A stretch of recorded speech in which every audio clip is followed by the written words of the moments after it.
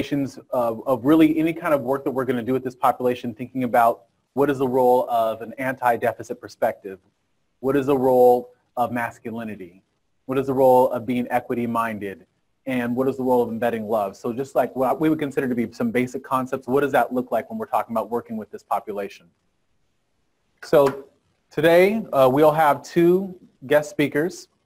They include Shaun Harper, who is the Clifford and Betty Allen Chair in Urban Leadership at the University of Southern California, USC, and Frank Harris III, who is a professor of post-secondary education here at San Diego State University, and my close colleague as well. Frank and I co-direct the Community College Equity Assessment Lab here at San Diego State, and we partner with community colleges across the country to examine factors that influence the success of underserved students, with a particular focus on men who have been historically underserved in our community colleges, those who are Black, Latino, Southeast Asian, Native American, Pacific Islander men. And so they'll both be here. Frank will be here at about 5 o'clock and Shaun will be here at 7 o'clock. So for those of you who are on the live broadcast, we'll go from 4:30 to 6, and then we'll take a break, and then we'll actually start back up with Shaun at 7. If you are watching this live and you're worried about missing out on Shaun, just know that we're recording everything, and so you'll be able to go back and listen to that at any point. So I'd also like to again thank our sponsor, one of our sponsors or supporters, Our Scholarship Matters. Our Scholarship Matters provides apparel that really looks at advancing social justice. Now, I put this up because I think it's important to mention that we do not receive any proceeds from them, but what they did is provide us with thousands of dollars worth of free material and apparel that we use to help advertise this course. So I'm wearing one of their shirts tonight. I know that there's others in the room who are. Please, check out their website. They, went out of their way to support us, and so we want to support them. I'd also like to, again, remind those who are participating that we have a number of partner organizations who are helping to support the delivery of this course.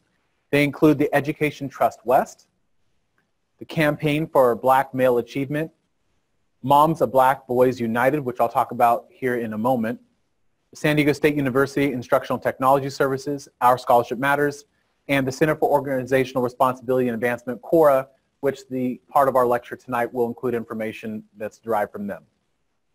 So after the live broadcast at 6 o'clock, Moms of Black Boys United will be doing a parent discussion circle that will be taking place on any meeting. You can see the link ID up there if you want to take some time and write that down. I'll show it again right before that time period, and then also at that point talk about the individual who will be leading that part of the discussion, Kamari, and the great work that she does. So what I wanted to start with today is really talking about love. So we talked last time when I read the introduction to the course in terms of our focus on racial justice and linking issues that we see in policing with the schooling of Black boys and men. So we talked a lot about that. And then I also read two quotes, which I'm going to revisit here. So the first one is from Dr. Asa Hilliard. And it says, "I've never encountered any children in any group who are not geniuses. There's no mystery on how to teach them. The first thing you do is treat them like human beings. And the second thing you do is love them." I also said, pulling from my own background in faith, we are taught to love our neighbors as ourselves. And so I said, love your neighbor as yourself and love their children as your children. Teach them with love, discipline them with love, build personal relationships with love as if they were your own. And so what I want to talk about is what does that look like to have a loving relationship with the children and adults that you work with. And so what I want to do is kind of make this translation between viewing them as our own. What does that mean to view them as our own? And talk about what does that look like in terms of actual practice. So I'm going to provide you with 10 points in terms of what I think that can look like from an educational perspective, and begin by talking about my own experience with my own children.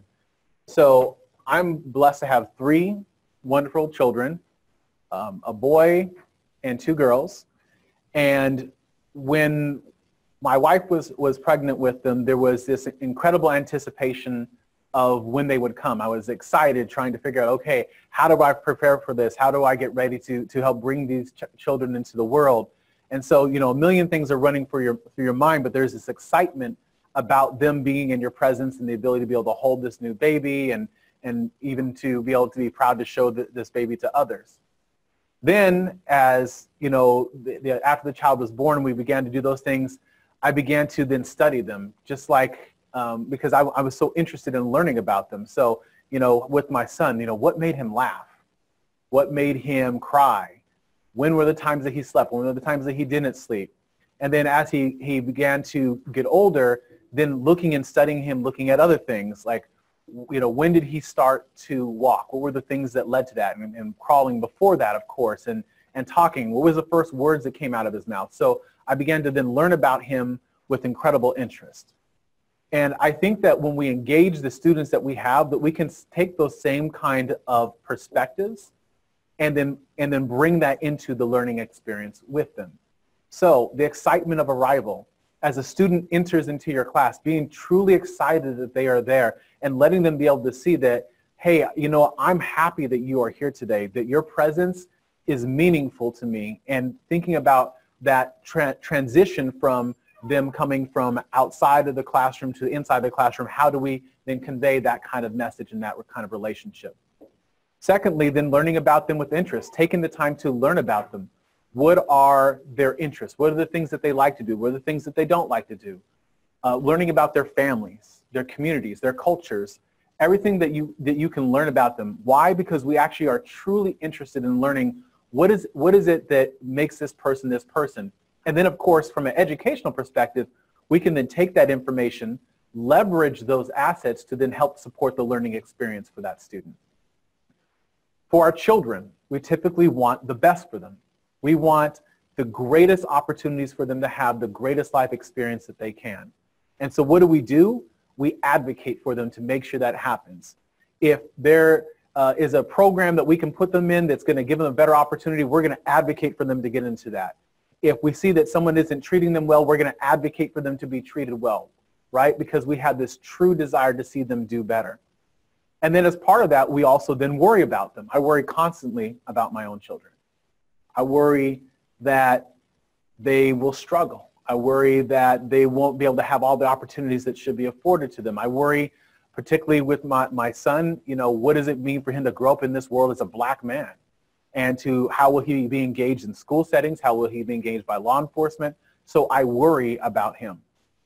And so I think that we can also take those same two concepts to be advocates for the individuals that we're working with, right? To let them know that we are there to support them, and not just to think it, but to verbally communicate that to them.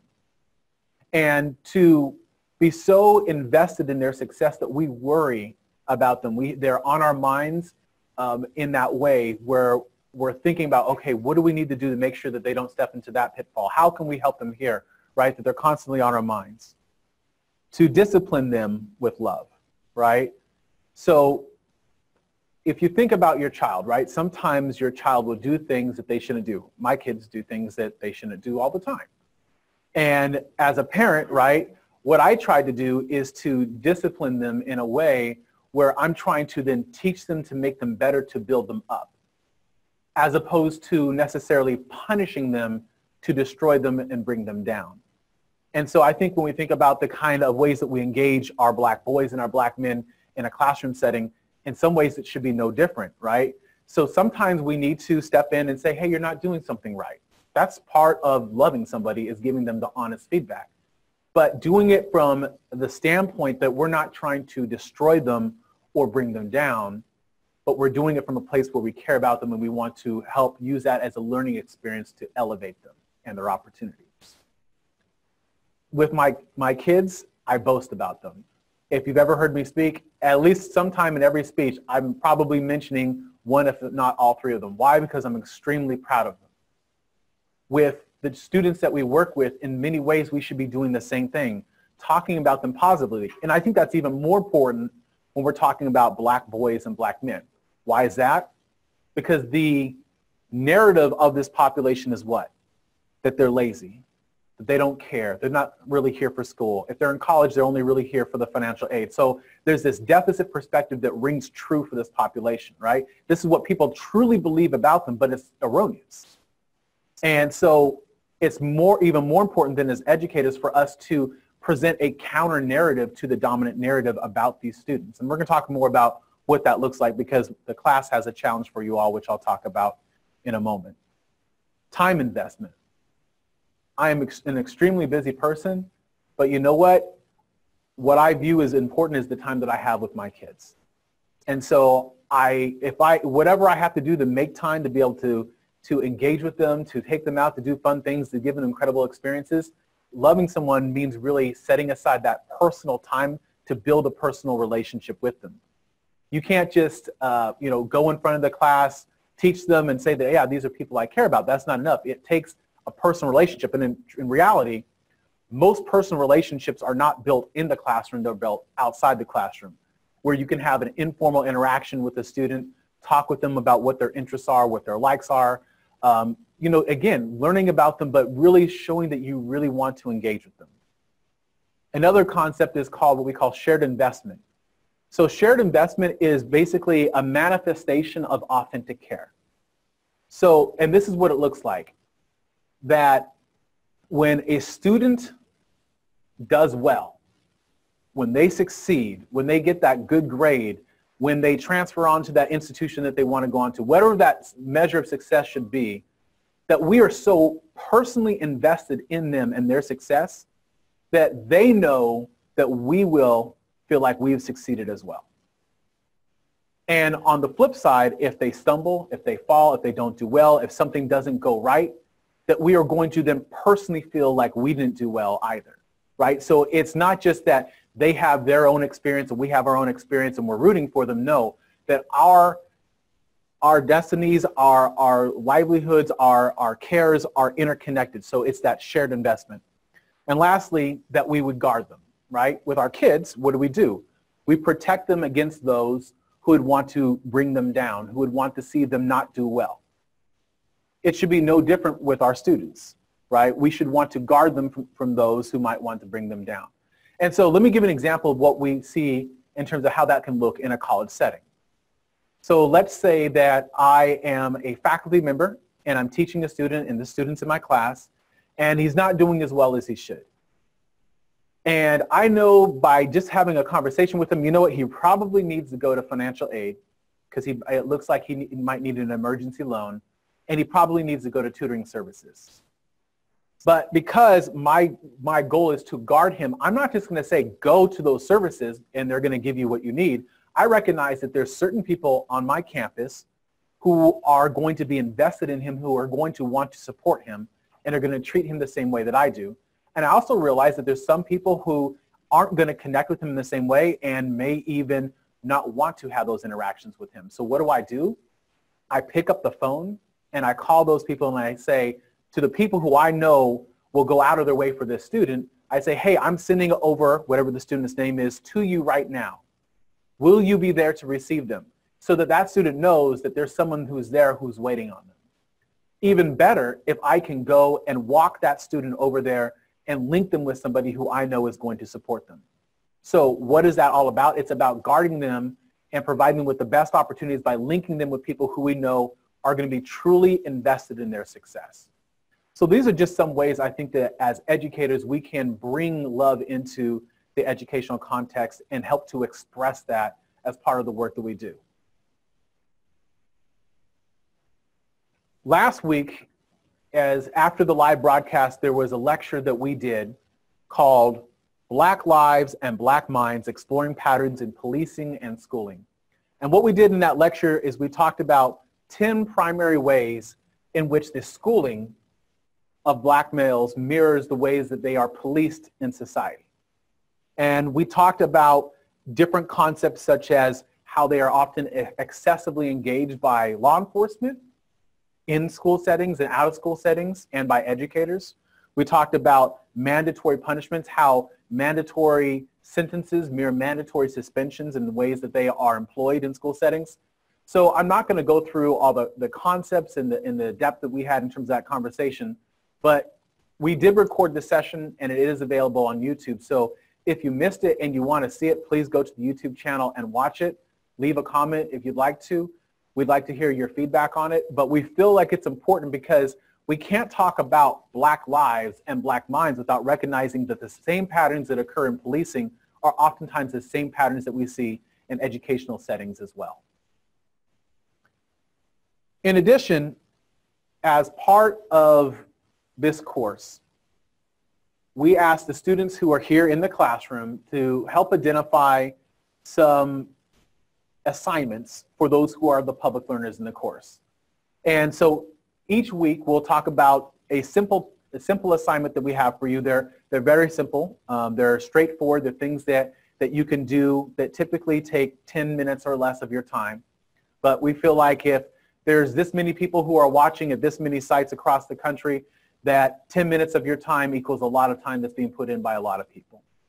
And so the first challenge or assignment that we have for you is what we're calling the Affirming Black Minds Challenge. And what we're going to do is we're going to ask each of you to create a 1 minute or less video of yourselves. And in that video, what we want you to do is to start out with a statement, Black minds matter because, and then say whatever you want to say that comes after that. So you might be asking yourself, why would we have this be an assignment as for the public learners in this course? Why is this important? Well, it goes back to why we want to boast about the students that we're working with to create a counter narrative. And that's again because the dominant perceptions of Black boys and Black men in society are perceptions that are negative. Perceptions that view them as having a lack of intelligence. Perceptions that view them as being criminals, as coming from cultures that are lowly, as having no worth in our society except for being athletes or entertainers.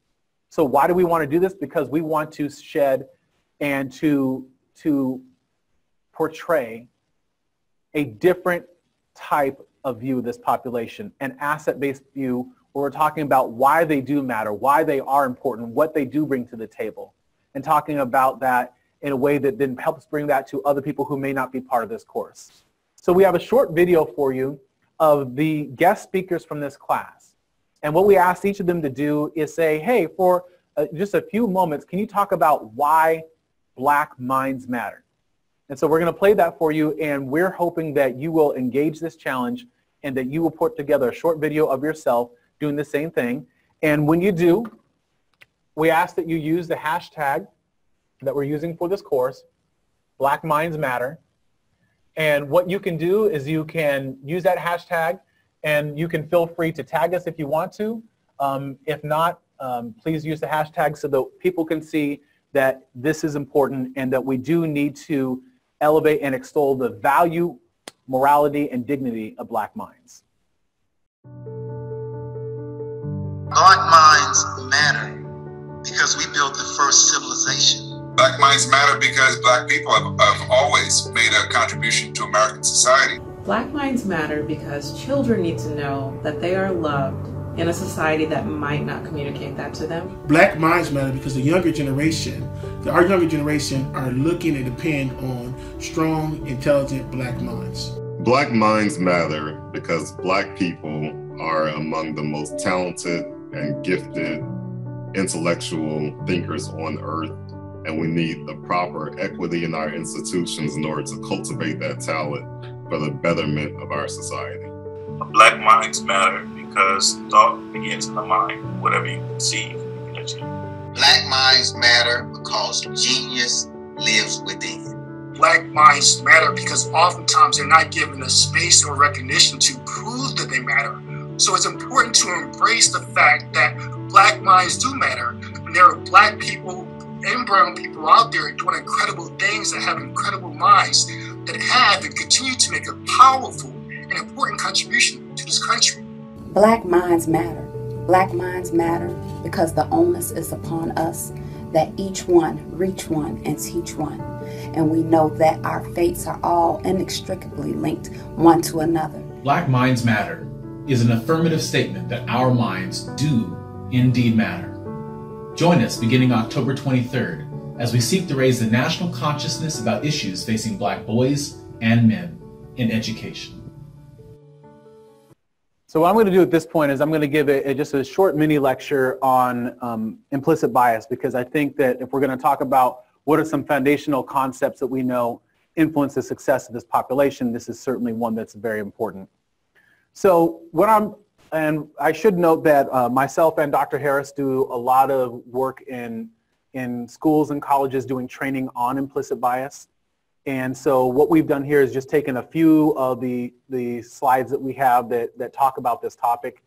This is a very mini lecture in comparison to the work that we do when we go someplace. So if you're feeling like after the end of this, say, hey, I wish I wanted more, it's because this is really just meant to give some basic concepts that are important. So what you see here on the slide before you is data that we have from our instrument that we collect data from. It's called the Community College Success Measure. It's a survey tool that we use that's distributed in randomly selected course sections with partner colleges across the country. We've used this survey now with over 100 community colleges across the nation. So it's a large sample of data that helps us to understand what are the factors that influence success for historically underserved students. And so as part of it, we ask questions around what's called racial preference. So racial preference is a concept that looks at to what extent do students believe that educators prioritize students of other racial ethnic groups in a very subtle way. To what extent do they give them preference? We used to actually measure this using stereotypes and just asking to what extent do you believe they have stereotypes about certain groups, and we'd find differences. But we thought it might be better to measure using more subtle ways, and it's actually helped to illuminate some of the challenges that we see.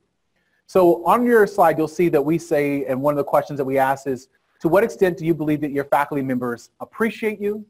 And to what extent do you believe that they are interested in you in comparison to men from other racial ethnic groups? And so what you see on this slide is the level of disagreement with this statement. So larger bars would indicate someone who disagrees with the statement that faculty members appreciate them or that faculty members are interested in them. And what you'll see when you look at this data is that there's some pretty big differences across groups in terms of how they feel that they are perceived by educators.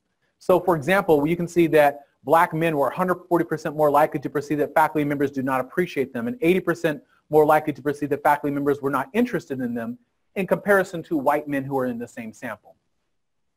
You can also then see differences across other groups. For example, a high percentage of our Asian students in the sample reported this as well.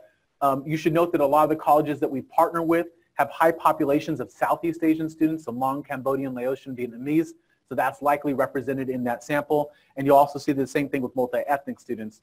In this particular sample, we didn't see that with Latino students, but we do tend to see that as a pattern as well, particularly if you start disaggregating by ethnic identity within Latino. The next slide here talks about a concept that we call welcomeness to engage. If you look at the general literature on student success, there are three core concepts that are oftentimes viewed as being extremely important to our understanding of students.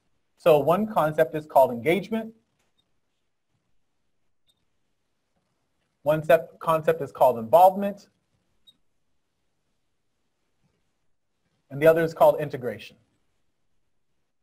And they are distinct in terms of what they're meaning, but in general, the research literature on these concepts basically assumes that the more a student becomes engaged, becomes involved, becomes integrated into a college setting, the better and more likely they are to succeed. So the more they become engaged academically, the more they become engaged socially, the better they are to do on that campus. And in reality, that we do know that's true. We do know that to an extent that a student who is using resources on campus, meeting with their faculty, part of organizations, who's doing all those things is typically the student who's going to be more successful. But from the work that we do, we're also aware of the fact that if we're talking about black men and other men of color, we can't make an assumption that they feel like they have access to be able to do these same things that other students feel like they can. And so what we did is we have basically, in critique of much of that literature base, said that what we should be looking at as part of this is to what extent do students feel like they are welcome to engage? Welcome to ask questions in class, respond to questions in class, participate in group discussions. Welcome to, when they see a faculty member outside of class, to walk up to them, to have interactions with them, to talk with them about what they're doing. To what extent do they actually feel welcome to even engage? And we think that, especially based upon the data that we see, that some of the differences we see in terms of engagement outcomes is oftentimes a function of simply whether or not they believe that their engagement is both invited and desired.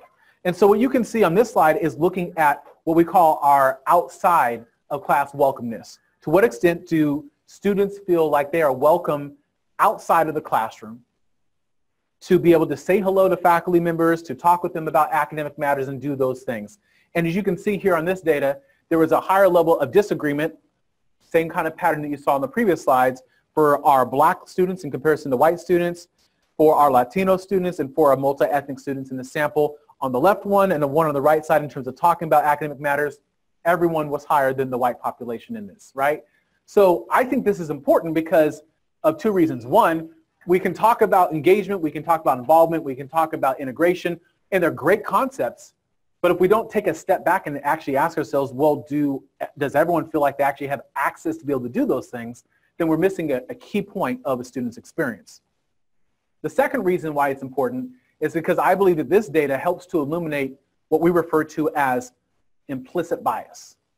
That there are biases that students are experiencing in that environment that are leading to differential experiences. That implicit bias is a function of whether or not I will feel welcome to engage, and then whether or not I then will, of course, ultimately engage. So I have a couple quotes here that I want to read to you, and these are based upon some of the qualitative data that we've done in terms of collecting data with students with my work with Dr. Harris. So here's the first one. Black and Latino students are still often the only student from their group in class. And this is a quote from a student. And so you're in class feeling like, wow, the professor's probably going to be biased or single me out or whatever. I'm always thinking about that. And see, here's the thing that we've learned in the work that we've done is not having to think about race. In fact, it's not even the work we've done. A large body of work talks about this. Not having to think about race is a luxury that our students of color don't have.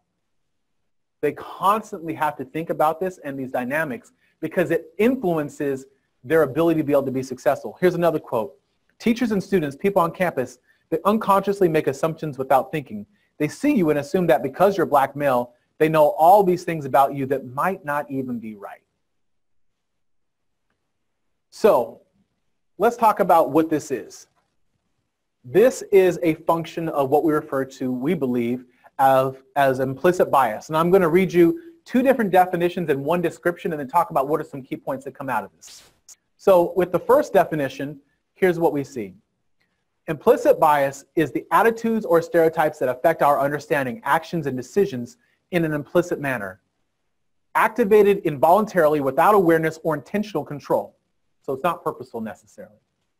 Can be either positive or negative. Everyone is susceptible. This comes from the Kirwan Institute. Here's another one. Implicit bias is characterized by the introspectively unidentified or incorrectly identified traces of past experience. That's going to be important because I'm going to bring that in later. That mediate attributions of qualities to members of social categories. And then lastly, this is just a description. The science of implicit cognition suggests that actors do not always have conscious internal control over the processes of social perception, impression formation, and judgment that motivate their actions. So what are some key points that we see that come across in these definitions? One, implicit bias refers to attitudes and attributions that we place on other groups, right? They are often unidentified, meaning that we're not necessarily thinking about these things because it's implicit, it's unconscious, right? It's not something that's at the forefront of our mind. We've just been taught by past experience to see groups certain ways, and then we basically enact that as part of what we do. And of course, then the outgrowth of that is then manifested through our actions.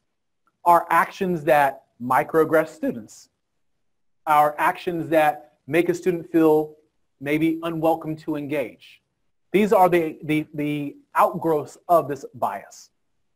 And so what we do know from the research literature is that there are two different, generally, types of thinking that individuals have. System 1 thinking and System 2 thinking.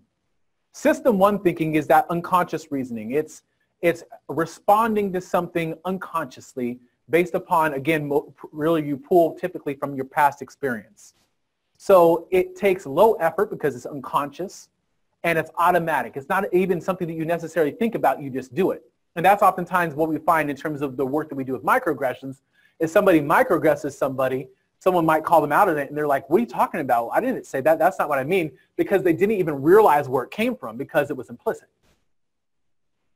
System 2 thinking is that conscious reasoning. So it's controlled effort.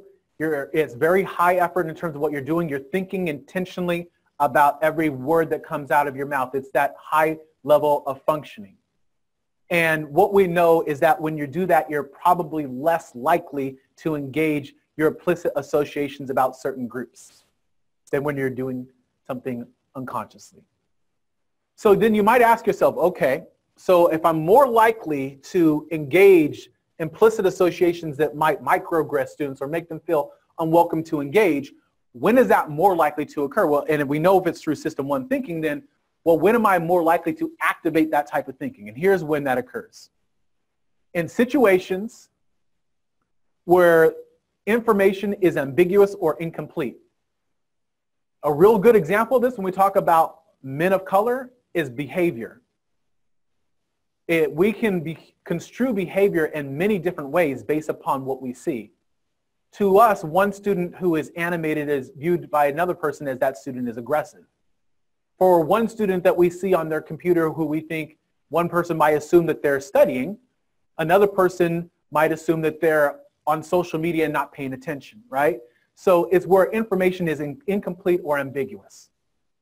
Second, when circumstances are where time is constrained, where I don't have a lot of time to basically make decisions about what's going to take place. It's just happening, right? And as a result, I'm responding, right? For example, class has just ended. I mentioned this as an example last week. Class has just ended, and now all these students are walking up to me, and I'm trying to have quick engagements with each one, and then I accidentally microaggress somebody. Why? Because I'm not as being conscious about the things that I'm doing. I'm responding. And lastly, when our cognitive control is compromised, when we experience stress, when we experience insufficient sleep, when our time is just generally like we have just too much on our plate, right?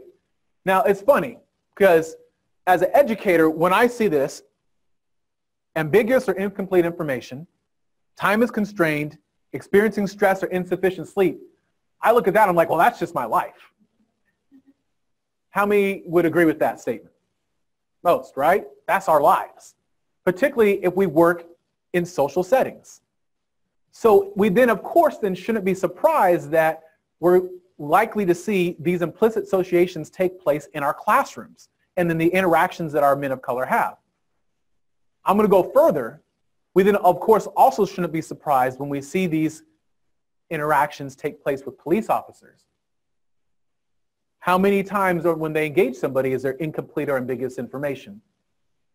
How many times when they engage somebody is time constrained and they're stressed and having insufficient sleep? So, of course, we see what we see as a pattern.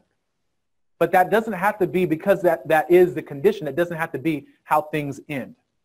Because remember what I said at the beginning of the class, and I said I'd say it throughout this class, being biased doesn't make you bad, it makes you human. Choosing to do nothing about it, that is what's bad. So we all have biases. We all microaggress people. We all communicate things that we wouldn't like to communicate. Let's go a little bit further. So remember it said earlier in that definition that it's pulling from past experience. So we might ask ourselves then, okay, so what does that mean? And this brings us to a concept that we call the primacy effect. The primacy effect refers to the fact that individuals tend to give more weight to information presented earlier when forming opinions and making decisions. So I am blessed to work with Dr. Harris, who's here in advance of being able to have a conversation with him about the work that he does. And I've learned from him, based upon his background in speech, that when you have an argument, right, and someone makes the first argument, the person who makes that argument first is the person who has a stronger argument, because everything that comes after that is a counter argument. How many times, for example, have you watched the nightly news and you'll see like a panel and they're getting ready, and let's say that I am a person who's there who's leading the panel, and then I've got commentators, and I turn to the first person and I'm going to allow them to speak, and then I'm going to allow this person to speak, and this person over here, they've got all the notes down. They know exactly what they're going to say. They prepared themselves. They're ready. They know the points that they want to drive home, and then this person over here says something just totally out of left field. And some salacious statement, right? And now they're like, okay, now they're totally off script. And what are they doing? They're then basically responding to what that person said. So now everything that they say now is now a counter argument to the main argument that's been made. We talk about this in terms of a society as master narratives and counter narratives, right? A master narrative is the negative ways that we oftentimes view black boys and men. A counter narrative is what we've challenged people to do with these Affirming Black Minds videos. So in an argument standpoint, this is true, but it's also true in terms of a socialization standpoint. If you think about the earliest experiences that you have in seeing or engaging black boys and men, those probably influence the ways that you see them now, right? Because those are formative experiences. So here's an example of how this plays out. There was a study that talked about and looked at verbal and nonverbal cues. And what it was looking at is essentially providing children with videos, and they would see videos of how an educator would treat a certain child. And then what we would see is that essentially how those children saw that educators treated those children, whether it was positively or negatively, they then ended up having the same kind of associations that the educators did. And here's the thing, in this study, it didn't focus on what was said, but on what they did. What does that mean? That the nonverbal behavior that is modeled early on, mostly unconsciously, is then replicated by those students. So talking about this isn't just important for the student who experiences it, but for the other students who watch it unfold, because they're going to begin to have the same types of associations and thinking about the students. And so the conclusion of their study was this: young children can catch bias from an infected atmosphere. That is, by observing nonverbal bias exhibited by other people around them. What is more, preschool children, which is where this study was a preschool study, generalize this bias to other individuals. Thus, exposure to nonverbal bias could be a mechanism for the spread of social bias throughout the world in the hearts and minds of children and adults. And so what we're going to do is we're going to engage in an exercise, and if you're in the class, I'm going to put up a link for you to be able to do this as well. And what I want you to do is just to think about to yourselves, what are some of the associations that you have when you think about your earliest experiences in either interacting with or seeing black boys and men? And so we're looking at thinking about this in different ways. What are some formative things that if I think back to when I was young, this is what comes to mind as it relates to what you might have seen in the media, or nonverbal behaviors from others, or attitudes of friends, or attitudes of family members.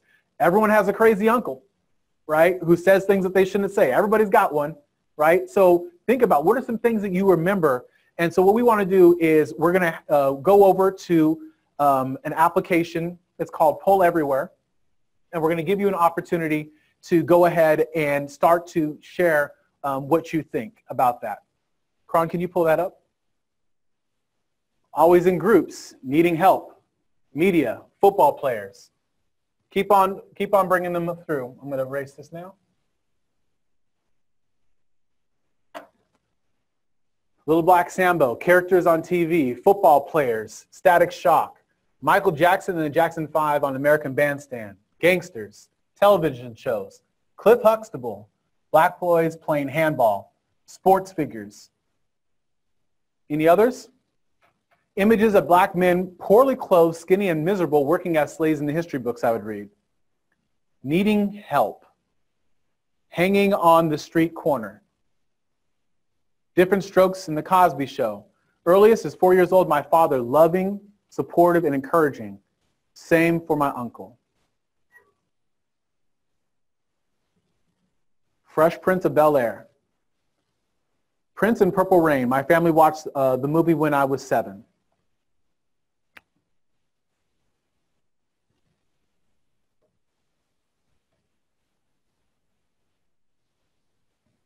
So we see these falling into certain groups. We have groups that are athletes, so playing basketball, playing handball, sports figures, Michael Jordan. We see entertainers such as gangster rappers, NWA, Fresh Prince of Bel-Air. We see negative views of culture, images of poorly clothed black men, skinny and miserable, right? So just negative cultural images. And I think that's good. So that helps just to show what some of those are. We can go bring the PowerPoint back up. So as you see these, right, and the different ways in which black men are oftentimes portrayed, they end up following into a certain subset of themes, right? And you saw from that there was a large number of contributions, but they all ended up being clustered in a very specific way. And they end up clustering typically in the work that we do, myself and Dr. Harris, they typically cluster into also the 4 primary types of microaggressions that we typically see this population face. So one is what we call an ascription of intelligence. Well, we don't call it. This is why the work of Gerald Wing Sue. And what it's getting at is this notion that black men are academically inferior. Remember we talked last week about the 3 Ds, distrust, disdain, disregard, right? Those are also embedded in here as well. But black males being depicted as athletes, black males being portrayed as entertainers, in those ways they're not necessarily portrayed as being academics, right? As being someone who you would typically view as being intelligent. You know, I would say that probably the only example of that pervasively in our culture for many of the individuals who might be watching this was the Cosby Show at that time, right? Though I'm sure, you know, because he was a doctor, right? So that's important for us to keep in mind. The second is assumption of criminality. We saw, in fact, we could have put, you know, gangsters actually was written up there, right? People put gangsters, they put hoodlums hanging on the corners, right?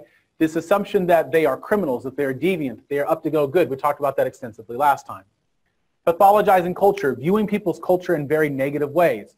Negative cultural images, we saw them talking about that. And then the last one is what we call athletic boundedness. And this is a concept that Dr. Harris and I have added to the microaggression literature.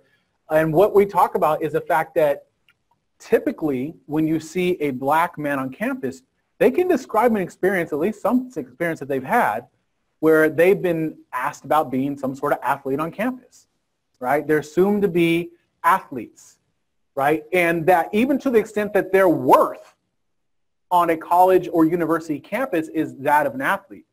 So we'll hear, for example, of an educator, a well-meaning educator, who's decided, you know, I'm going to try to create relationships with my students. I'm going to go out of my way to just, you know, I went to this session that said, you know what, build personal relationships with students, so that's what I'm going to do. And they want to do that. And so outside the class, they see a black male, and they're like, hey, tell me how the season's going. Or, you know, when's the season start? Or what sport do you play? Assuming that, of course, because they're black, they must be playing some sort of sport. So it's this automatic perception that aligns them with that. And so we think that can be very damaging, especially when we hear in our work that's said to students who aren't athletes or who maybe are athletes but don't want the educators to see them solely through that lens, that they have no worth other than being that of an athlete. So we think that's important to convey. So at this point, that sums up the very intro information that we wanted to do. Again, talking about the importance of love, talking about the importance of understanding implicit bias and how that leads to the 4 primary microaggressions that we see. And so now what we're going to do is we're going to have a conversation with Dr. Frank Harris III. Dr. Harris is a professor of post-secondary education in the College of Education and co-director of the Community College Equity Assessment Lab at San Diego State University. His research is broadly focused on student development and success in post-secondary education. With more than 50 publications to its credit, probably more than that at this point, Harris's scholarship has been published in leading journals for higher education and student affairs research and practice. He has delivered more than 300 academic and professional presentations throughout his career. His commentary has been sought by high-profile media outlets, including CNN, the New York Times, the Chronicle of Higher Education, to name a few. Before joining the faculty at San Diego State University, Harris worked as a student affairs educator and college administrator in the areas of student affairs administration and student crisis support and advocacy, new student orientation programs, multicultural student affairs, academic advising, and enrollment services. He also served as an adjunct professor of speech communication at Los Angeles Trade Tech College. Harris earned a bachelor's degree in communication studies at Loyola Marymount University, a master's degree in speech communication at California State University, Northridge, and a doctorate in higher education from the Rossier School of Education at USC. More importantly than all that, he is one of the most impactful researchers there is on this topic focused on Black boys and men, and he's also one of the greatest friends that I have. So let's welcome Dr. Harris.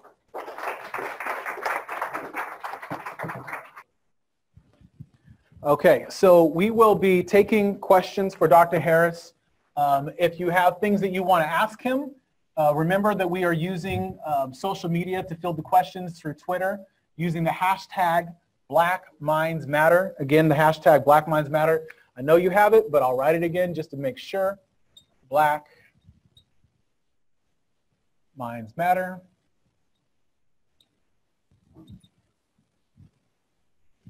And you can also tag me if you want to. It comes up faster, but you don't have to if you would prefer not to. So, all right. Thank you, Dr. Harris, for joining us. Thank you. Let's go ahead and scoot up a little bit. Thank you for the warm introduction. Absolutely. Yes. I can't believe you read that whole thing. It's a long bio. You've done a lot. Okay, so we talked about some questions beforehand that I'm going to ask Dr. Harris. But if you have questions, please post them to the hashtag so we can field those as well. But the first question I wanted to start off with is dealing with your work on masculinity. First of all, can you tell us what the heck that actually means? And, how did you get involved in studying masculinity? Yeah, certainly. So good question, how it all began. So as you mentioned when you were introducing me to the audience, I really began my career in post-secondary education working in student affairs administration. And one of the responsibilities I had pretty early in my career was working for the vice president of student affairs at the time. His name was Dr. Michael Jackson, who's longtime mentor and supervisor and boss of mine.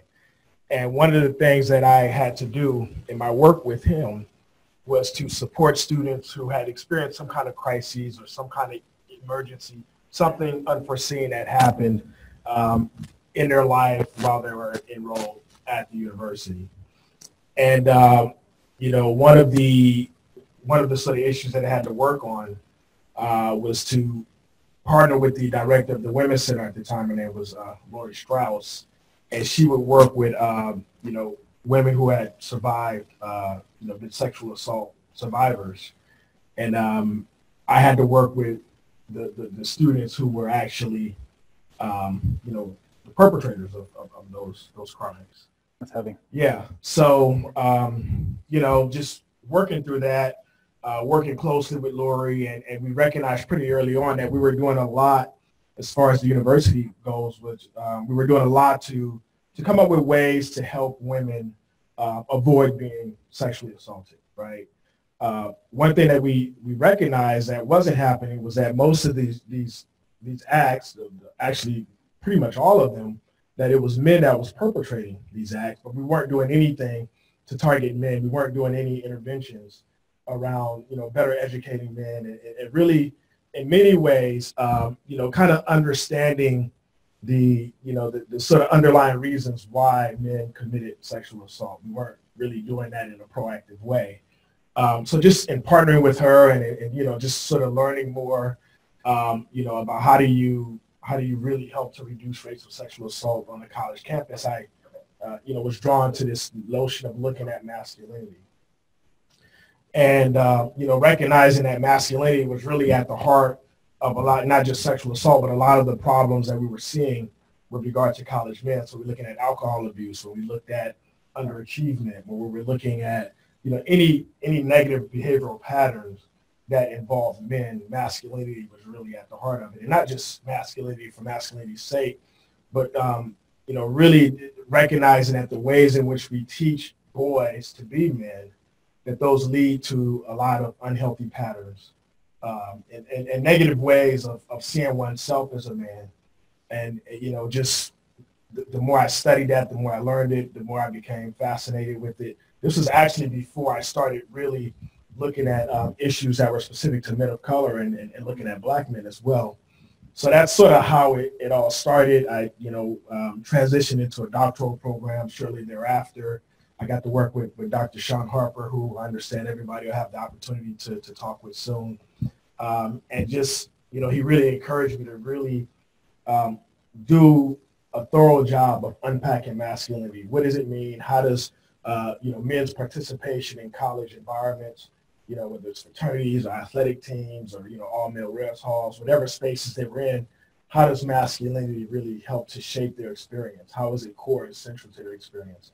How do college environments influence the ways in which men see themselves as men and influence the behaviors and the things that they did in order to situate their identities as men? So that's a sort of a long story, but that's how I really got into looking at masculinity as a field of study. I recognized that there was a lot of scholarship and research that had been done. So work by a scholar named Michael Messer, who happened to be a professor in sociology at USC when I was studying there, a scholar named Michael Kimmel as well. So there was a rich body of research that looked at masculinity, the social construction of masculinity. And what was also interesting is that even though it was focused on masculinity, these scholars wrote from what they describe as a pro-feminist men's studies perspective, right? So it's using tools, critical tools, and critical analyses of feminism in order to understand masculinity and the social construction of it. So I was just, fascinated by it. And it helped to also, I think, help me make sense of some of my own experiences, and get a better sense of who I was. And, now I have a son who most of you can't see, but he's sitting over in, across the room here. So I think it's helped me better understand my role as a father and all sorts of things. So, I like to think that I pursued it for less selfish reasons, but if I'm being completely genuine and honest, there was a little bit of wanting to understand my own experiences that motivated me as well. So you talked about the fact that the messages that we give boys on how to be men. What are some of those messages, and how does that play out? How does that influence them? Yeah, great question. So at a pretty early age, and you presented some data on early childhood, and how those experiences really shape the ways in which children see themselves, the ways in which children interact with adults, the ways in which children interact with other children. I think the same is true when it comes to masculinity. So at pretty early ages, there's certain things that we do that are just sort of a part of our sociology in a American context. Even things like when we find out that the sex of a child is going to be a boy, then we purchase trucks. We purchase blue clothing. And then there's a corresponding set of toys and clothes and colors that that are reserved for children who we've learned if their sex is female. So guilty. Yeah, right. So there's some things that are kind of ingrained socially constructedly that start to plant those messages and plant those seeds pretty early on, that lets boys know that, listen, you're a boy. This is how boys behave. Boys are not girls. Boys play certain games. Boys are allowed to express certain emotions that boys are not allowed to express certain emotions like, fear, vulnerability. You're not allowed to cry. You have to be tough. You have to be aggressive. Just all these things that we assume are, biologically governed, but in many ways are socially constructed, things that boys learn at very early ages. And what's also interesting is that we have certain ways in which we reinforce those messages and reinforce those behaviors. right? So, I can think about a time in which maybe, as a young boy, I, may have been playing with my cousin's Barbie dolls or something like that, and I would be scolded by, an older adult male in my family. Like, boys don't do that, right? Put the doll down and pick up the truck instead, right? So there's some things that we do as adults to reinforce these messages about what it means to be a boy and eventually what it means to be a man. And that's probably an overly oversimplified way of explaining it. But oftentimes we're not even aware, even as adults, when we're interacting with children in these ways, we're not even aware that we're practicing and reinforcing socially constructed ideas about what it means to be a man, right? Socially constructed masculinity is being a part of that. So why should educators who are desiring to better support Black boys and men, why should they care about masculinity? Well, because of the things that I just, explained, right? Because the social construction of masculinity is so powerful and so prevalent in the lives of boys. And we'll talk about what that means for Black boys also. It really, in many ways, plays a huge role in shaping their identities, not only their identities as people, but their identities as learners, right? They're, as boys situate themselves in educational spaces, they do that and they filter those experiences through the lens of gender. Gender is a part of how they make sense of that. They organize themselves in terms of, who their peer groups, who their friends are going to be based on gender, the things that they express interest in based on gender. So I would dare to say that we cannot disrupt patterns of underachievement. If we're really concerned about the success of boys, Black boys in education, we have to understand the important role that gender plays in shaping who they are as people and, how do they experience education through the, how does gender influence the ways in which they experience and make sense of their educational experiences? Wow, that's very powerful. So I've heard you use the term hegemonic masculinity. Yes. Can you explain what that means for an audience that might not be as steeped in the literature as you are? Right, yes. Hegemonic masculinity. So the word hegemonic really originates from the concept of hegemony. And if we think about hegemony, we can think about it as a concept that describes hidden, beneath the surface, stealth ways of being and experiencing a phenomenon. So when we think about hegemonic masculinity, and again, I'm really oversimplifying this a little bit, but we can think about it as the hidden effects of masculinity. So here's why that's important.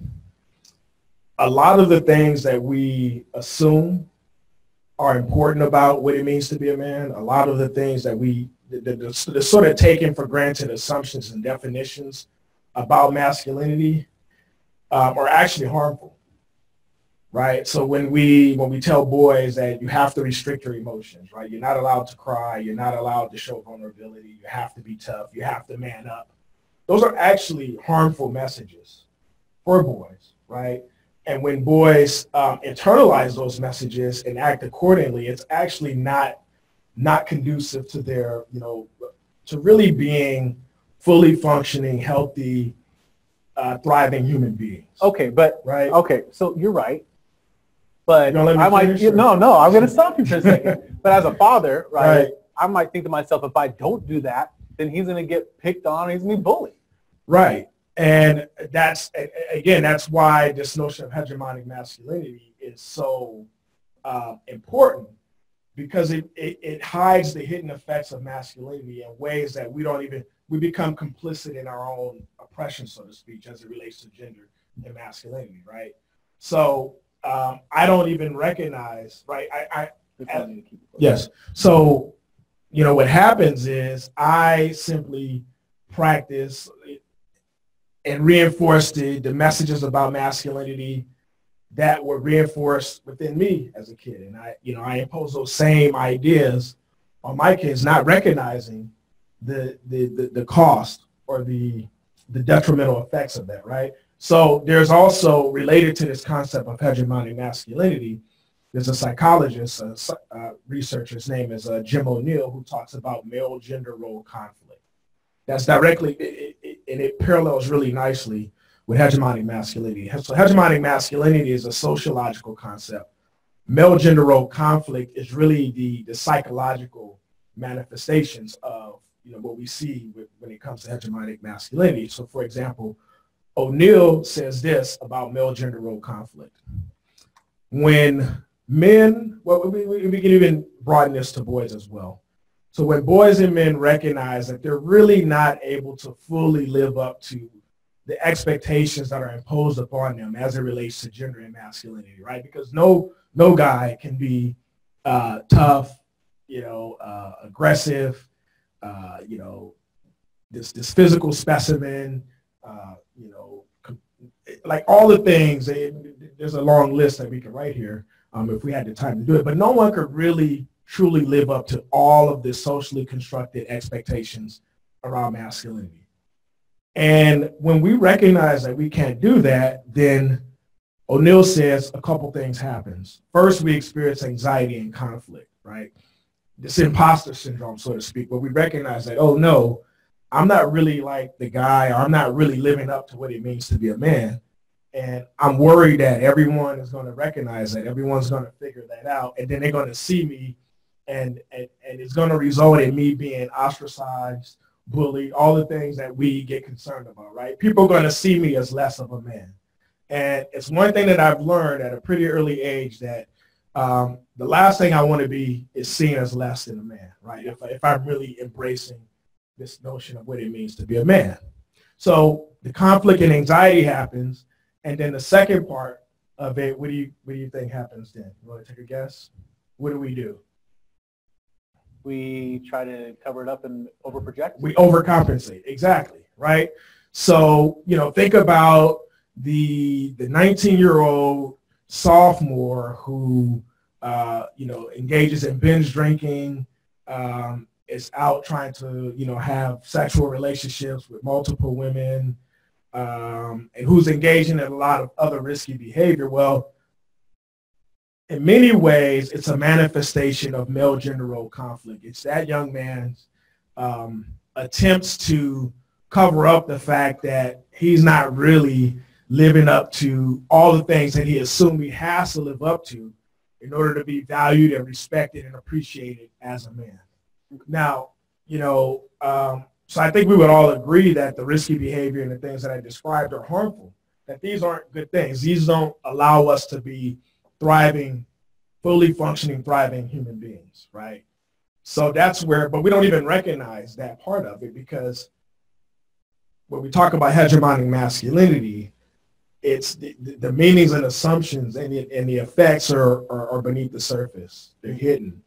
They're hegemonic in that way. So we sort of become complicit in our own oppression in many ways as it relates to gender.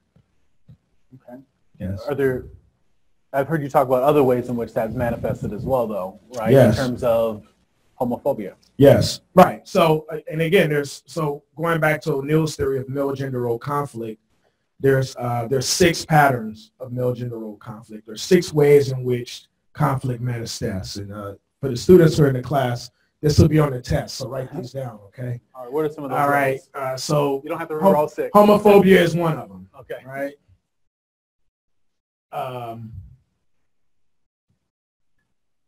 Is risky behavior one of them? Risky behavior is not one of them, but I think all of these patterns lead to some performance of risky behavior, right? So when we think about homophobia, it's directly related to men's fear of femininity. So, what ends up happening is, because men have this irrational fear of being perceived as feminine, right? One thing that they do is that they engage in homophobia as a way to, again, overcompensate for the fact that they don't really feel like the men that they, A, assume they have to be, and B, the men that they tell all their friends that they are, right? So one way to do that is to be, oppressive and homophobic would be one way. Sexist behavior plays out in a similar way. This isn't one of the 6, but okay. If you well, like to write that down, you can. Right, sure.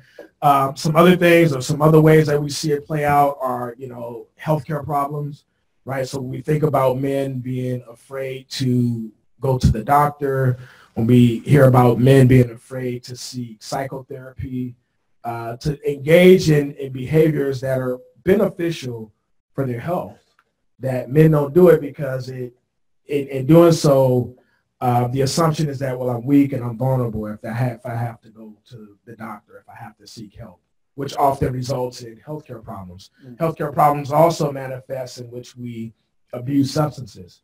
So, alcohol, tobacco, illicit drugs, things like that.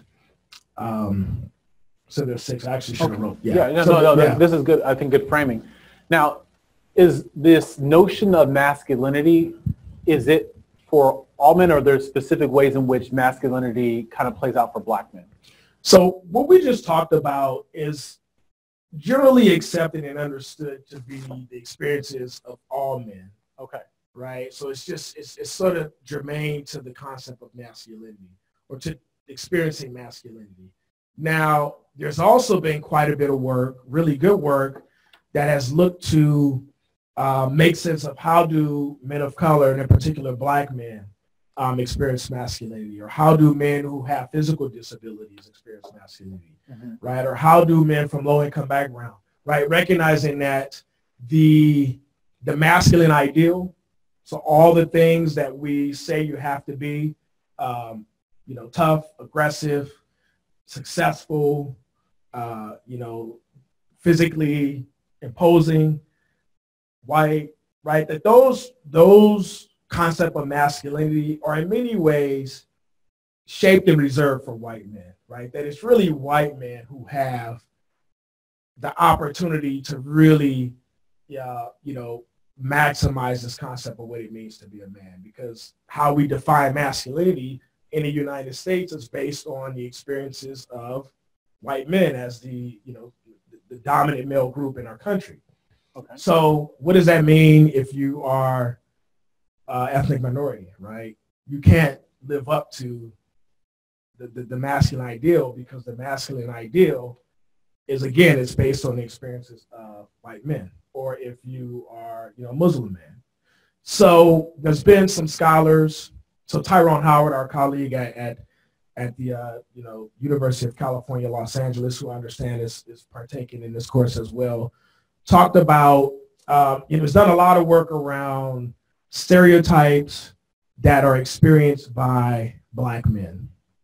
And he says that there are really 5 prevailing stereotypes of Black men. You talked about them when you presented the work on microaggressions, but he talked about the anti-intellectual, the physical brute, the hypersexual person, the criminal, and the last one is like the pimp or the hustler, right? The person who's up to no good.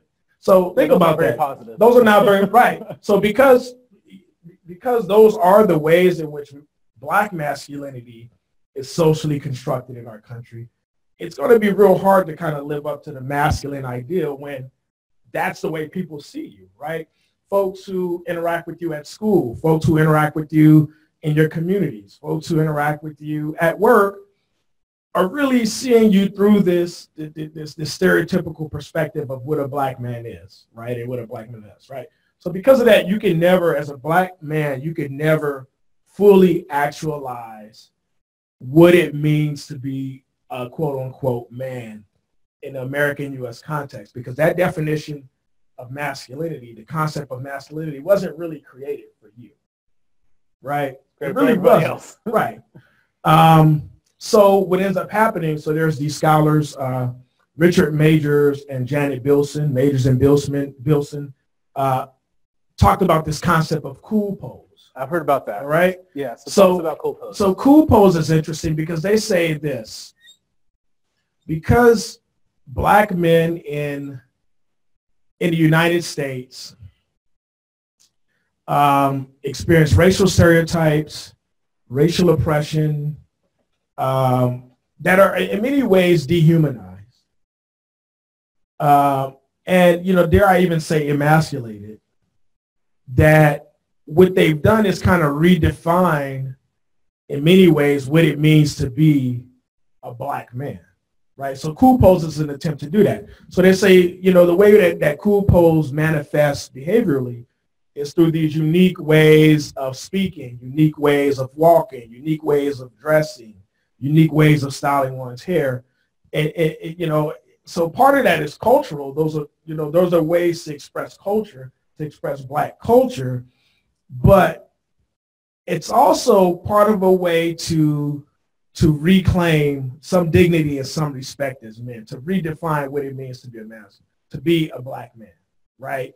Because my day-to-day experience tells me that I'm not really a man based on the way that I'm treated in society, right? I can never live up, you know, the accumulation of material wealth is another way in which masculinity is socially constructed and enacted behaviorally in our country.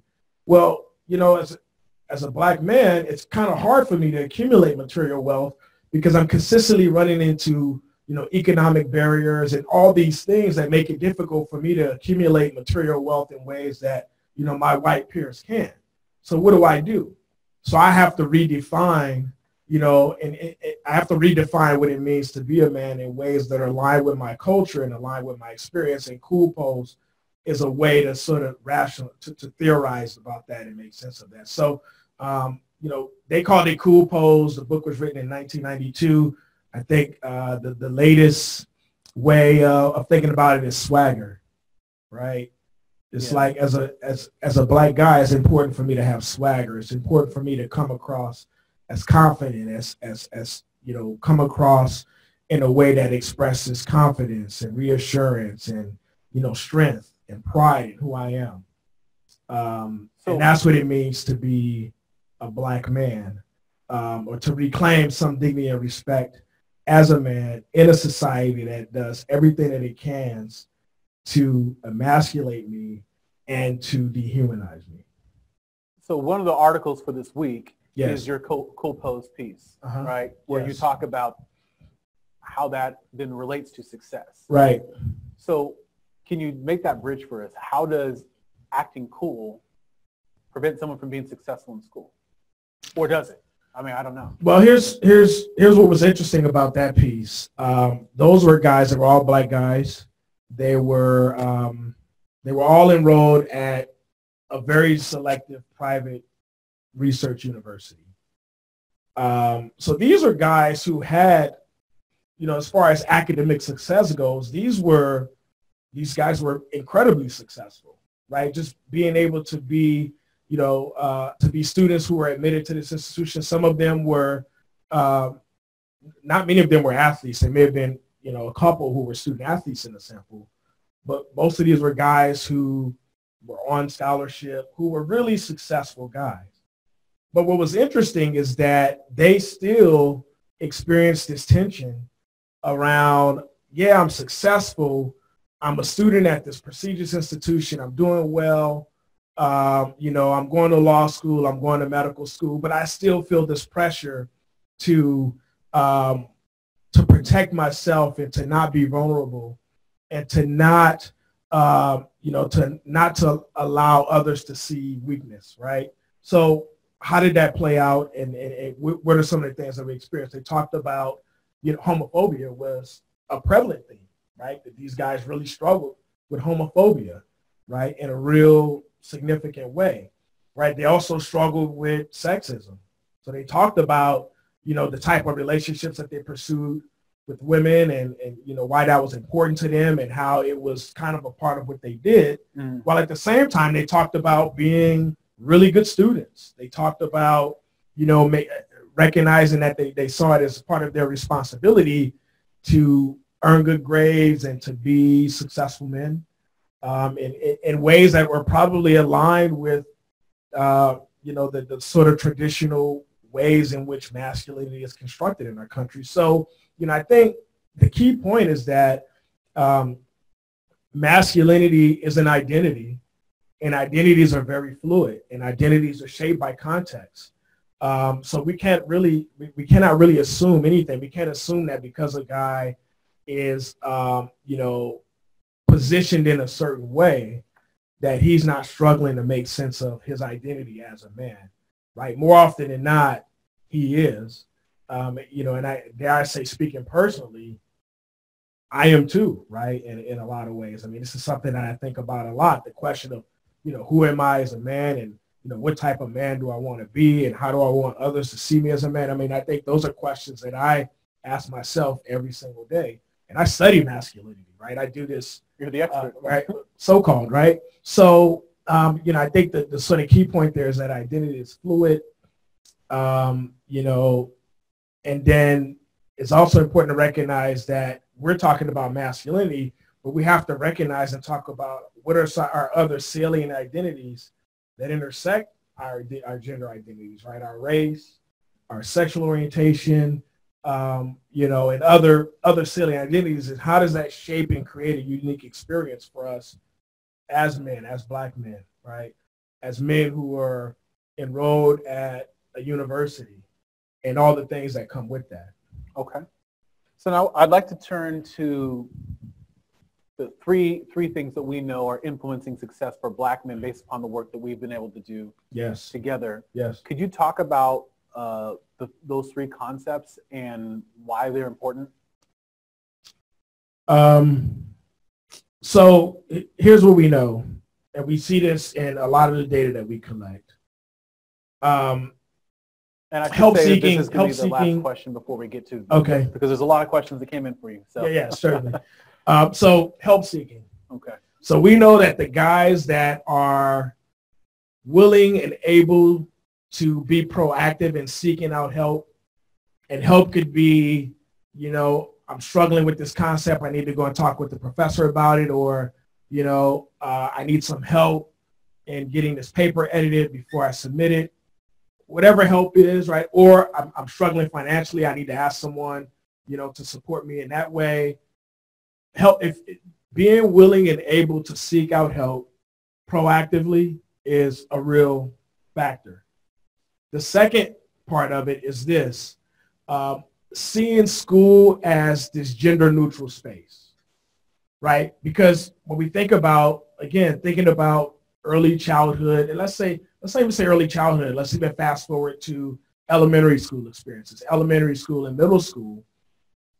Boys, and particularly Black boys, have a tendency to see school or see these spaces as feminine spaces, right? Mm-hmm. So they, at a pretty early age, they sort of disconnect and say, you know, all the guys who are doing well, who sit in front of the class, who answers all the questions, who follows the rules, who does all the stuff that the girls do, those are the guys that get beat up on the playground. Those are the guys that have a hard time making friends. And I don't want to be that guy, so I'm going to kind of disconnect from this, right? Disengage.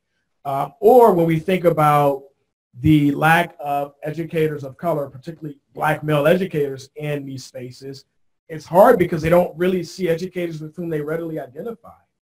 So they start to learn at a pretty early age, or assume at a pretty early age, that, you know, schooling and academia is really not a space that's suited for me as a Black boy, because I don't really see a whole lot of representation here. But where do I see representation? Who are the most prominent Black men that I see, right? And think about this since, you know, sort of the pre-Obama era. It's athletes, it's entertainers, right?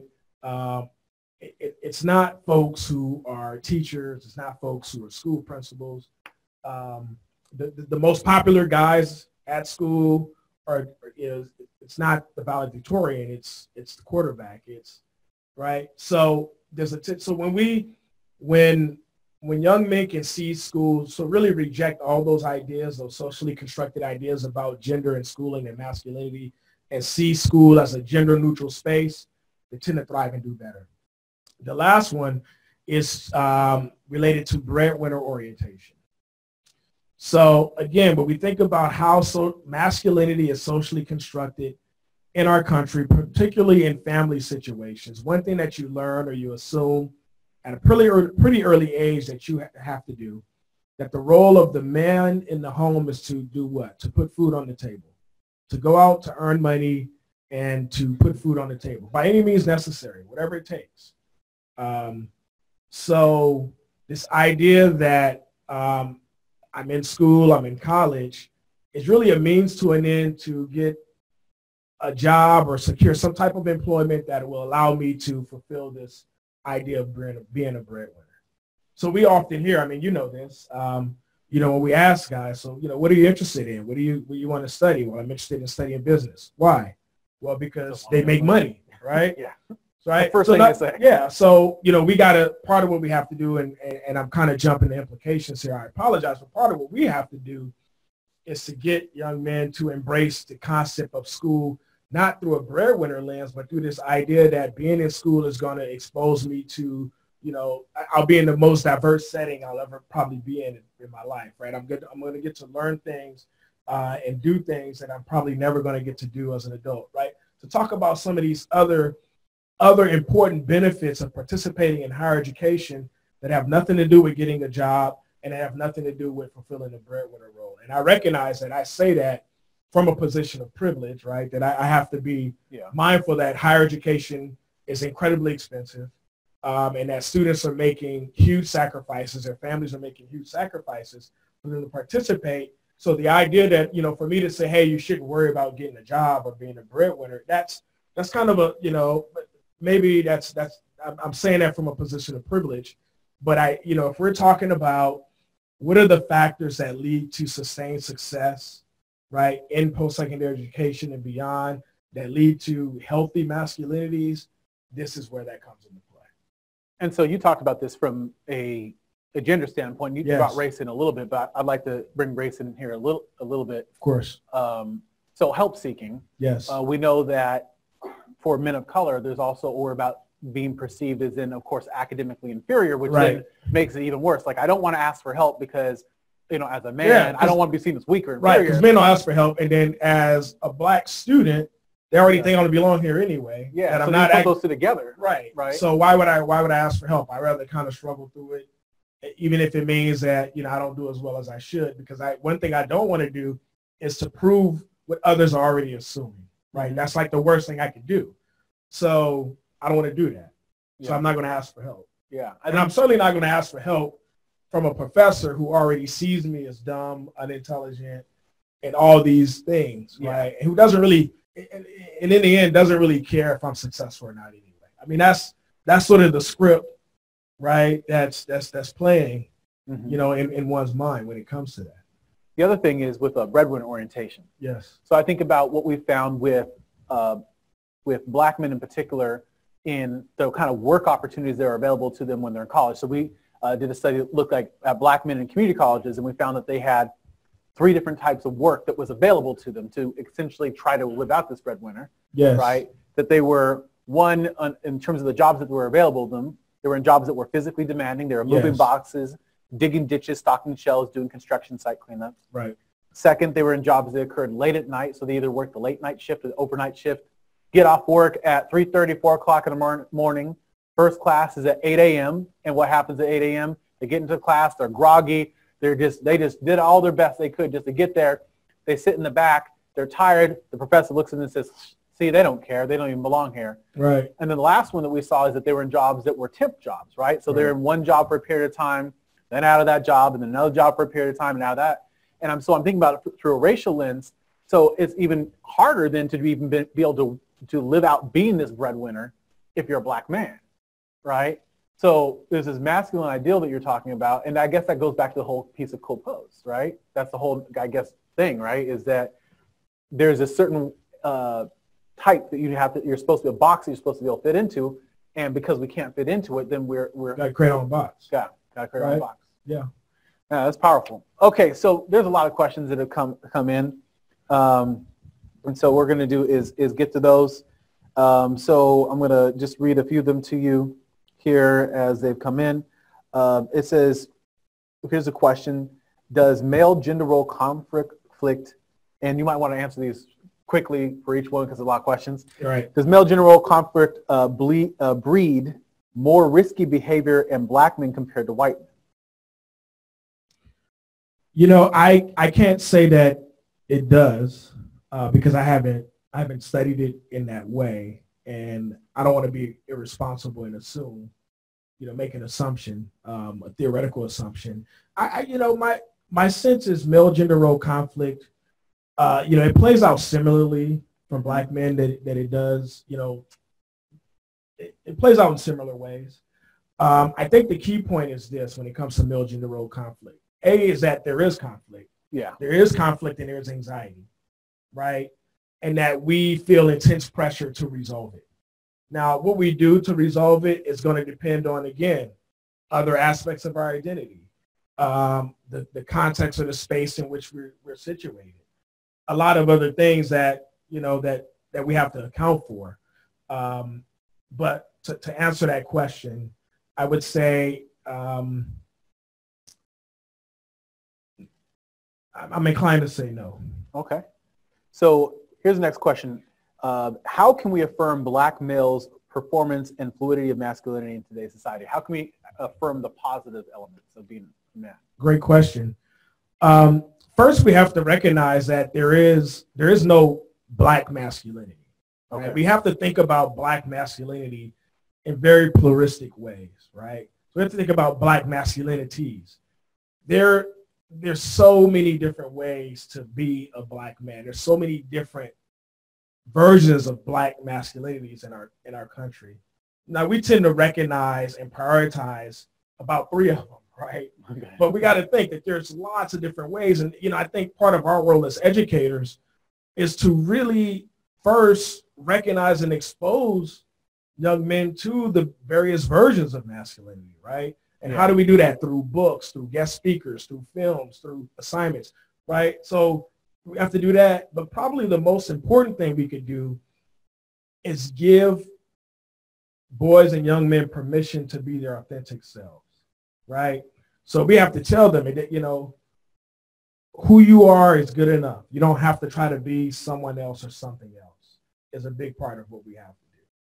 Okay, this question comes from Stacy Teeters, who's watching this and I was also in the room. Yep. Has your research on hegemonic masculinity changed how you interact with students or your parenting? Yeah, absolutely. I like to think it's made me a better parent. I don't know. What do you think, AJ? Yeah? Just say yes, son. Never mind. I like to think it's made me a better parent than I would be had I not taken this up as a field of study. It certainly influenced the ways in which I interact with students. Okay. Yeah. So this question comes from Dan Perez. How do we combat peer group influence that restricts self-worth as a learner? How do we combat? I think in the context of like that negative peer influence about what it means to be a man. Oh yeah, so this is a cool question too. So Shaun Harper, who you all will get to meet shortly, he and I did a study 3 years ago that looked specifically at, and this study wasn't specific to Black men, but it was looking at men in fraternities who embrace and embody, positive aspects of what it means to be a man, right? Mm-hmm. So we talked about, really it was a study of healthy and positive masculinities. And there's a lot that we learned from that study. But one thing that was really important is that we have to empower and reward the few young men who are willing to sort of step out against the norm and say, hey, I'm not cool with this, or who are willing to disrupt the narrative, the dominant narrative about masculinity, right? Mm-hmm. So we have to recognize those young men. We have to validate them. We have to tell them, yeah, Luke, you're right. The ways in which your peers are sort of pursuing this is not right, and the way you're thinking about it is correct. And we have to surround them with other like-minded men who also embrace a positive and healthy concept of what it means to be a man. Okay. 2 more questions for you. This one comes from Preston Clark and says, what can we do to halt the early introduction to violence we give our boys? Examples being toy guns and violent sports. Yeah, I mean, I think we have to kind of rethink the ways, the games that we play, with young boys. We have to rethink the messages that we convey to them. We have to be willing to be affectionate with them, right? We have to hug our sons, and we have to tell them we love them. We have to do things that are not considered quote unquote masculine, right? But we have to recognize that these are human qualities. These are things that human beings need. That it's not a masculine thing or a feminine thing, right? That we have to embrace the full aspect of what it means to be a human being. Yeah, regardless of what our gender identity may be. This question comes from Angie Barfield, and she says, as a Black female educator, how can I effectively support Black males and engage their masculinity? There's several questions that are very similar to that. So here's what's interesting. Here's what I've learned over the years from studying masculinity is that a lot of times the pressure, men perform masculinity for other men, right? So a lot of times, and it's men that often validate the masculinities of other men. So a lot of times, and I've heard, guys over the years tell me this, that they feel more comfortable talking to, women who are important in their lives than they do the men in their lives. So I think it's important that we shouldn't assume that, because I identify as a woman or because I'm a woman that I can't engage or have a conversation to support young men in developing healthy masculinities. For some young men, you are probably going to be better positioned than the adult men in their lives, right? So really the key is just, we say this in the work that we do. You don't have to be a man of color or, to support a man of color, but you have to understand their lived experiences and engage them based on that, right? So you have to understand what are some of the challenges or what are some of the things that they're experiencing, some of the behaviors that frustrate you to no end. Where is that coming from, right? And not allow that to, serve as a barrier in you developing a relationship with them. And it doesn't mean you can't challenge them. One of the questions that, that I often like to ask students that I'm supporting, students that I'm mentoring is that, who do you give the power and authority to define for you what it means to be a man, right? And when I ask them that, usually they're like, whoa. Yeah, I just did that right now. That's kind of a big question, right? Yeah. But, really it sort of speaks to this idea that you have agency to define and be the man that you want to be, right? And you have to assume that agency. You have to use it. You have to actualize it. Don't go with the flow. Don't just do something because you assume that that's what others expect you to do. That's not being in an ironic way. That's, when we think about it, that's not being a quote unquote man, right? So, I think it's important to kind of challenge them and push them in that regard and ask them that.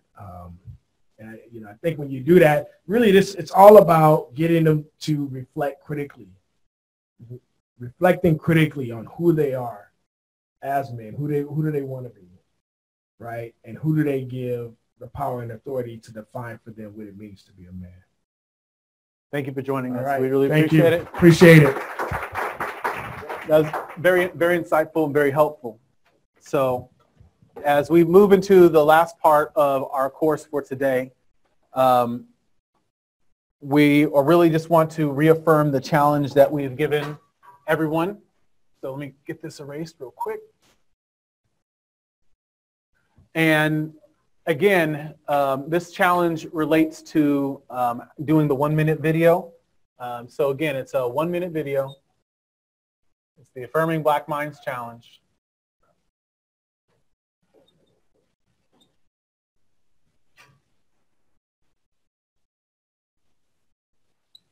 And again, with the video, just beginning it with Black Minds Matter because, and then whatever you want to say after that. This is a challenge that we give to you to help us portray a different type of message about this population.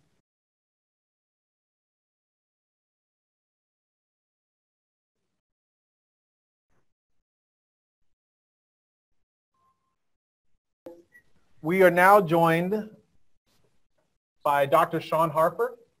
As you know, Shaun is one of the most prolific scholars as it comes to, and influential, not just prolific, but prolific and influential when it comes to work on Black boys and men.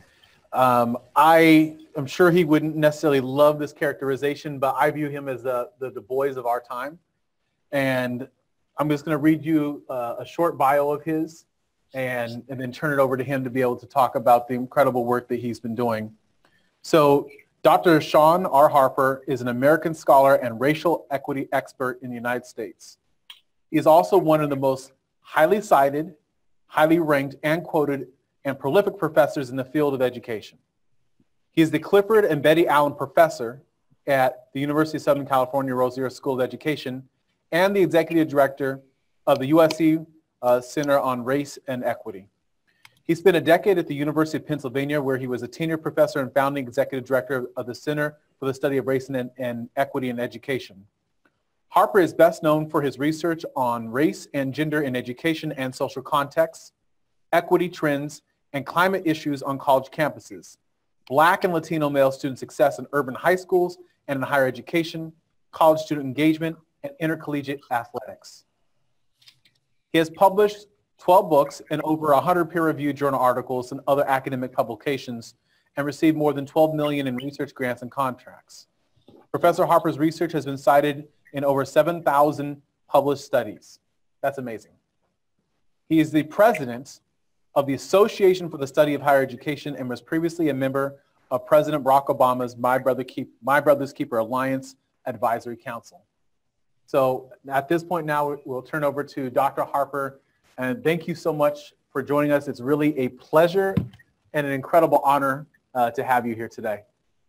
Hey, thank you so much, Professor Wood. I am so thrilled to have gotten your invitation to participate in this important series.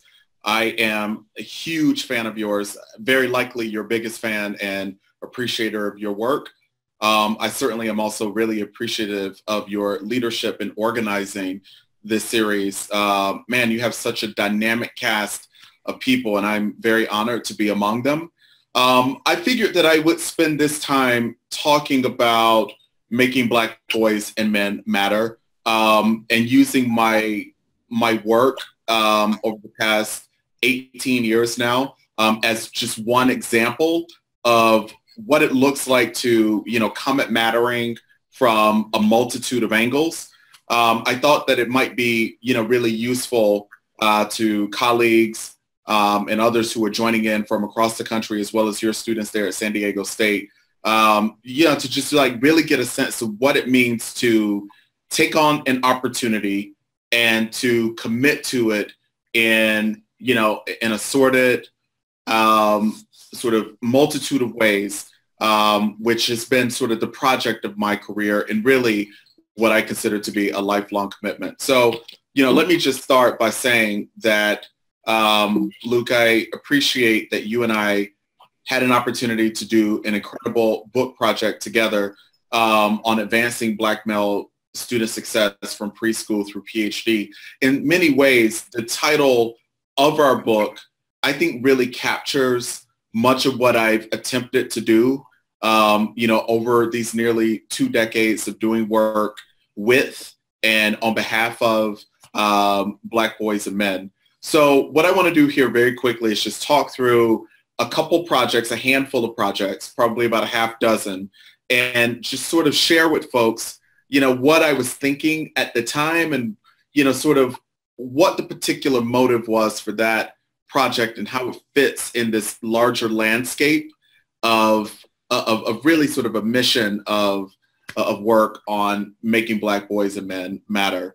Let me start here by saying that what I think perhaps has been my sort of pioneering and sort of original contribution to, a really robust and important collection of work on Black boys and men was to sort of take on, these deficit narratives like the one that my colleague, USC Professor Charles Davis and I took on in our article, that they don't care about education, right? There are these just really sort of very racist and very long-standing narratives that education is unimportant to Black boys and men and to their families and to our communities, which is just largely inconsistent with my experience. I came to this because when I was in graduate school, just about everything assigned to me to read about Black people generally, and certainly about Black boys and men specifically, was all deficit oriented. Around questions concerning higher education. It was, why do so many of us drop out of high school and continue on to higher ed? Why are we so underprepared for the rigors of college level work when we get there? Why are we so disengaged? Why are we so academically underperforming? And, why do so few of us ultimately persist through college completion and degree attainment? Those are really important questions. And I've argued now, really over 2 decades that, we ought not continue or discontinue pursuit into the explanatory undercurrents of those questions, particularly in ways that are structural, that helps us understand structures that undermine Black male possibility and Black male success. So again, I absolutely believe that we continue to need scholarship that answers those questions. But on the other hand, my project has been around helping people understand that there are Black boys and men who thrive. There is this whole notion now, was one of my favorite things, of Black male or Black boy joy, right? That we aren't all just, sort of beaten down, just, failing, lifeless, hopeless, and so on. That, there are some Black males who succeed educationally, who succeed occupationally, who succeed in, other aspects of their lives. So I've just tried to take on, very much in a counter-narrative kind of way, this project of helping people understand that, there are Black boys and men who, despite the odds we know to be stacked against them, thrive and succeed. So, I've had to do that in a number of ways. Certainly this article with Charles was one way.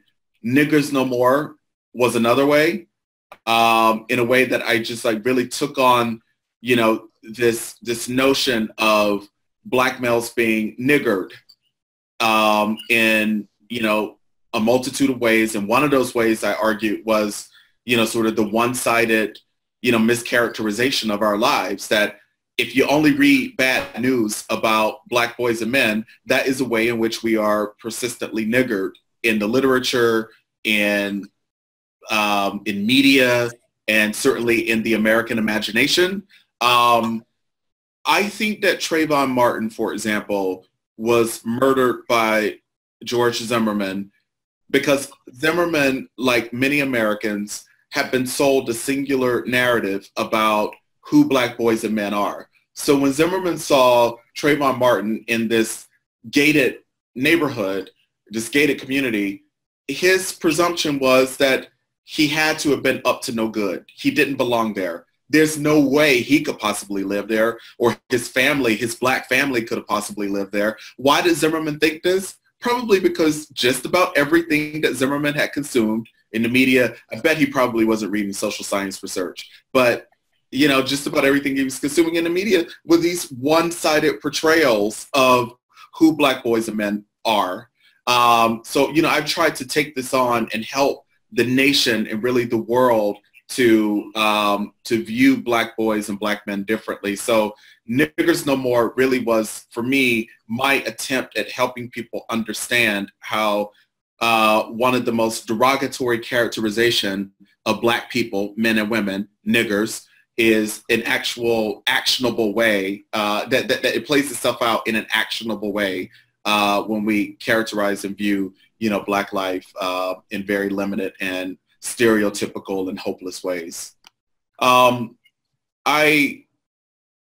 of my project has been certainly, and when I say project, I don't mean just one research project. I mean really the project of my career, in this particular domain. Part of my project has been firmly situated in higher education, but another part of it has been, concerned with Black males in the larger social sphere, and certainly in high schools. So a team of researchers and I from the University of Pennsylvania, the institution I left this summer to come west to the West Coast, to USC. A team of researchers and I did this 40-school study of Black and Latino male student success in 40 public high schools across New York City. These were all graduate students, one postdoc and me from Penn, who traveled over 5 months from Philly to New York City, looking for, really for ourselves in lots of ways. In the report that was written from this project, Succeeding in the City, there is a page that has this photo of the research team, and it has a headline that says, Meeting Ourselves. And, you know, really, we went there in these 40 schools looking for Black and Latino boys, juniors and seniors, who were college bound, college ready, definitely going to college. All these boys are in college now. We somehow knew they were there. We knew they were there because we, as Black and Latino men ourselves, were once those boys. But so little attention had been placed on, you know, understanding how we navigated, you know, urban schooling, public schooling, inequitable schooling into higher education and through higher education and onward to an Ivy League university. We thought that there was something that, you know, would be quite instructive about going to 40 public high schools, traditional public high schools, and finding these boys and telling their narratives. It wasn't that we just wanted to share feel-good stories about them. We wanted to offer some instructive insights into the factors that, the institutional factors, familial factors, community factors, and so on, that led to their educational success, because those are the kinds of things that could be scaled and replicated. So in other words, when we only focus on Black males who are not succeeding in school, we don't learn anything about success. But when we study and spend time with, you know, boys who are, again, successful despite the odds that we know to be stacked against them, you know, those are the things that provide some learning opportunities for us. And that was what we were attempting to do in these 40 schools with the 419 or the 425 young men who were a part of this study. That wasn't my first go around with this particular kind of work. A prelude to the New York City study was my National Black Male College Achievement Study that took me to 42 colleges and universities in 20 different states across the country. You see a list of the participating institutions here, and you'll notice that they're dispersed across geographic region and across institution type. I was a young boy early in my career when I took on this project, so I didn't have like this 13-member research team. It was just me who went to these 42 campuses and conducted 2 to 3 hour individual interviews with Black undergraduate men who were highly engaged, academically high performing, guys who were taking advantage of enriching educational experiences and opportunities like study abroad, summer internships in their fields, research programs with faculty, and so on. I was looking for total package guys like the ones that I just described, because again, anybody who had done any reading of the literature on Black males in higher education could be easily convinced that there are no such men who are total package, highly engaged, academically high performing men at colleges and universities. I knew that was untrue, right? As I read that stuff, I didn't see my own college narrative and the narrative of my closest friends and my fraternity brothers and so on represented in that literature. And I wanted to, you know, by going to these places and meeting these men and, you know, sharing their lives and their, again, insights into their success trajectories, I just wanted to be helpful. I wanted to be both disruptive of these dominant narratives about them, but also helpful in unmasking, you know, the factors that led to their success. For that particular study, I constructed what I call an anti-deficit achievement framework. I very deliberately, when I crafted this framework, I didn't call it an assets-based framework. I called it anti-deficit because that, at least at the time, that was my activist stance. I was actively resisting deficit, dominant, one-sided, racist, hopeless narratives about Black men, right? So for this particular framework, I took on these commonly asked questions about underachievement and I flipped them inside out. So in other words, I was looking for the upside of achievement. So let me give you one example. If you look in the sort of the middle section of the left side of the screen in the K-12 school forces, you know, there's the second question about how do Black male students negotiate academic achievement alongside peer acceptance. That was my way of taking on the Fordham and Ogbu acting white hypothesis, which has been written about quite extensively. That, you know, if there's a Black male student who is doing well in school, he's accused of acting white by his peers. And therefore, you know, that leads him to sort of resist that characterization and not perform so well in school. You know, honestly, that doesn't tell us a thing about Black male success. I was more interested in, you know, how do guys, boys, young men, how are they both popular and, you know, members of social networks with other Black students, women and men, but also academically high performing? Because the whole acting white thing was just like inconsistent with my observations. And it was also inconsistent with work by, you know, brilliant social scientists like Margaret Beale Spencer, who's a psychologist. I am persuaded by Spencer's work and other people's work who've taken on the acting white hypothesis that it's not the achievement that gets one accused of acting white.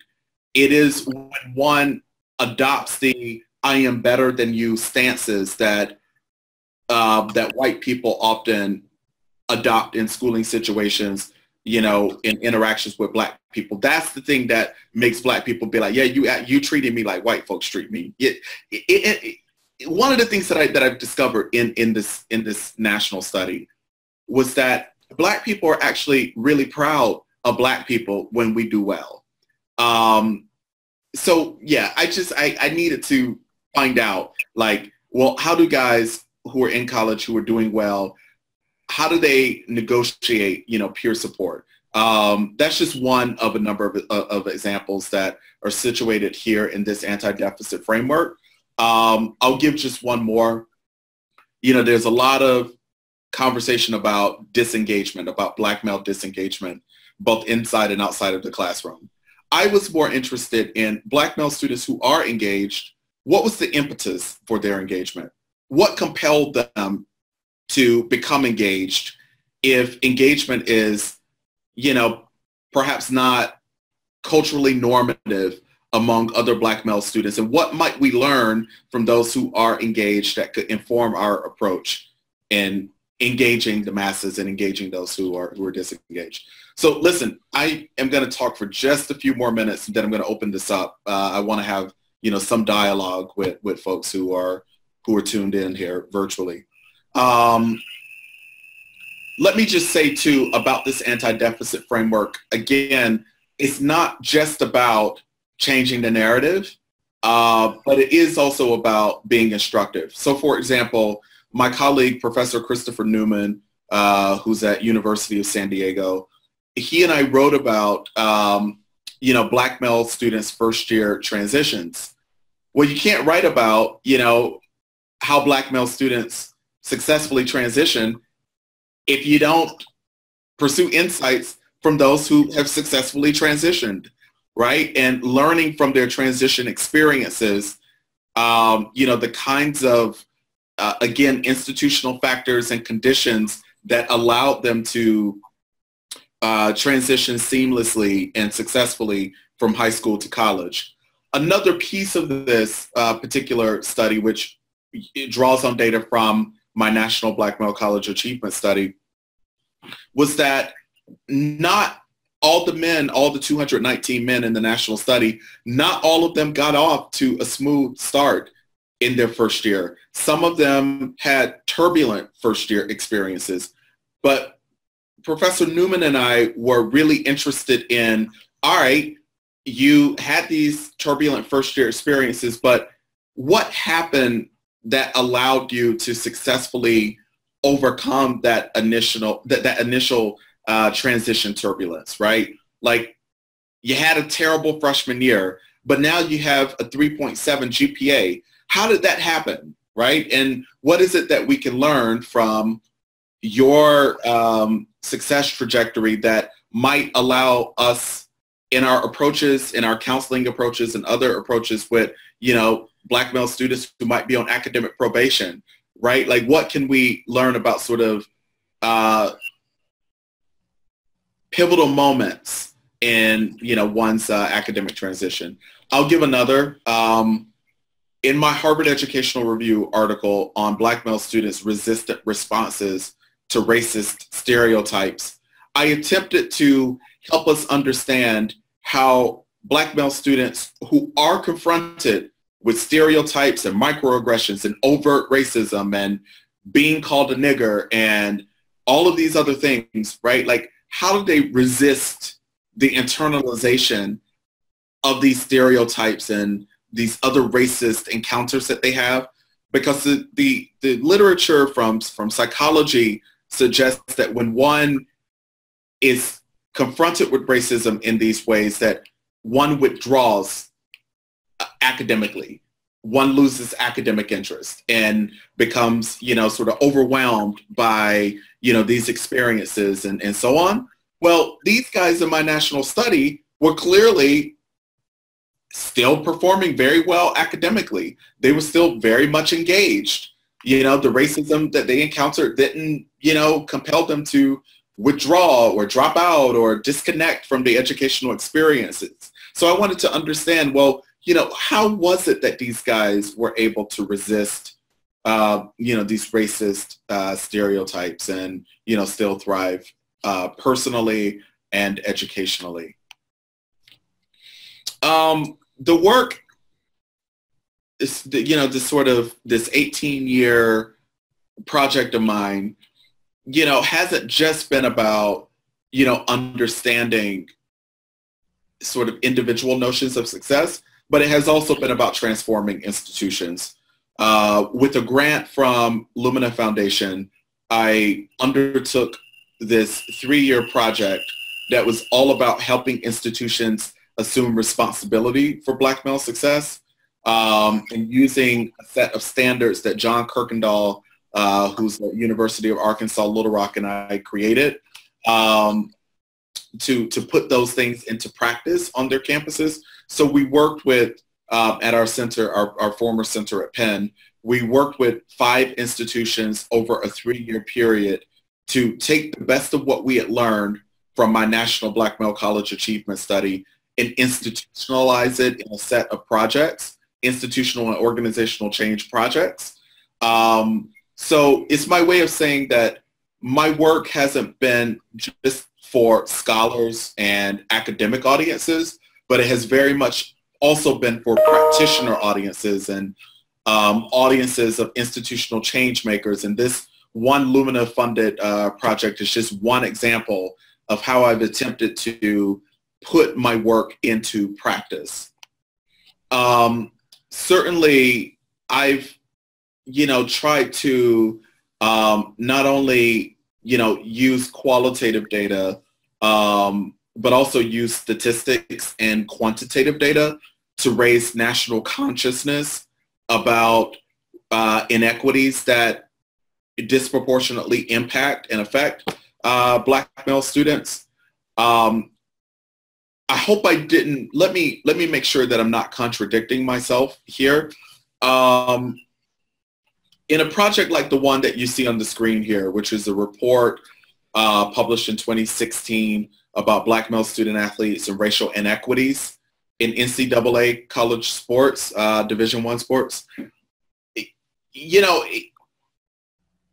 on the one hand, my project has been about disrupting one-sided narratives. But on the other hand, it has also been about raising national consciousness about inequities.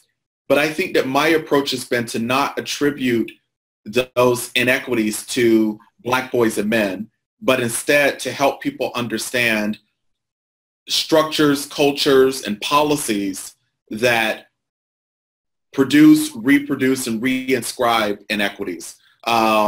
And to make data transparent. You know, the overrepresentation of Black male student athletes in revenue generating sports like football and men's basketball, you know, it's sort of a phenomenon that is hiding in plain sight.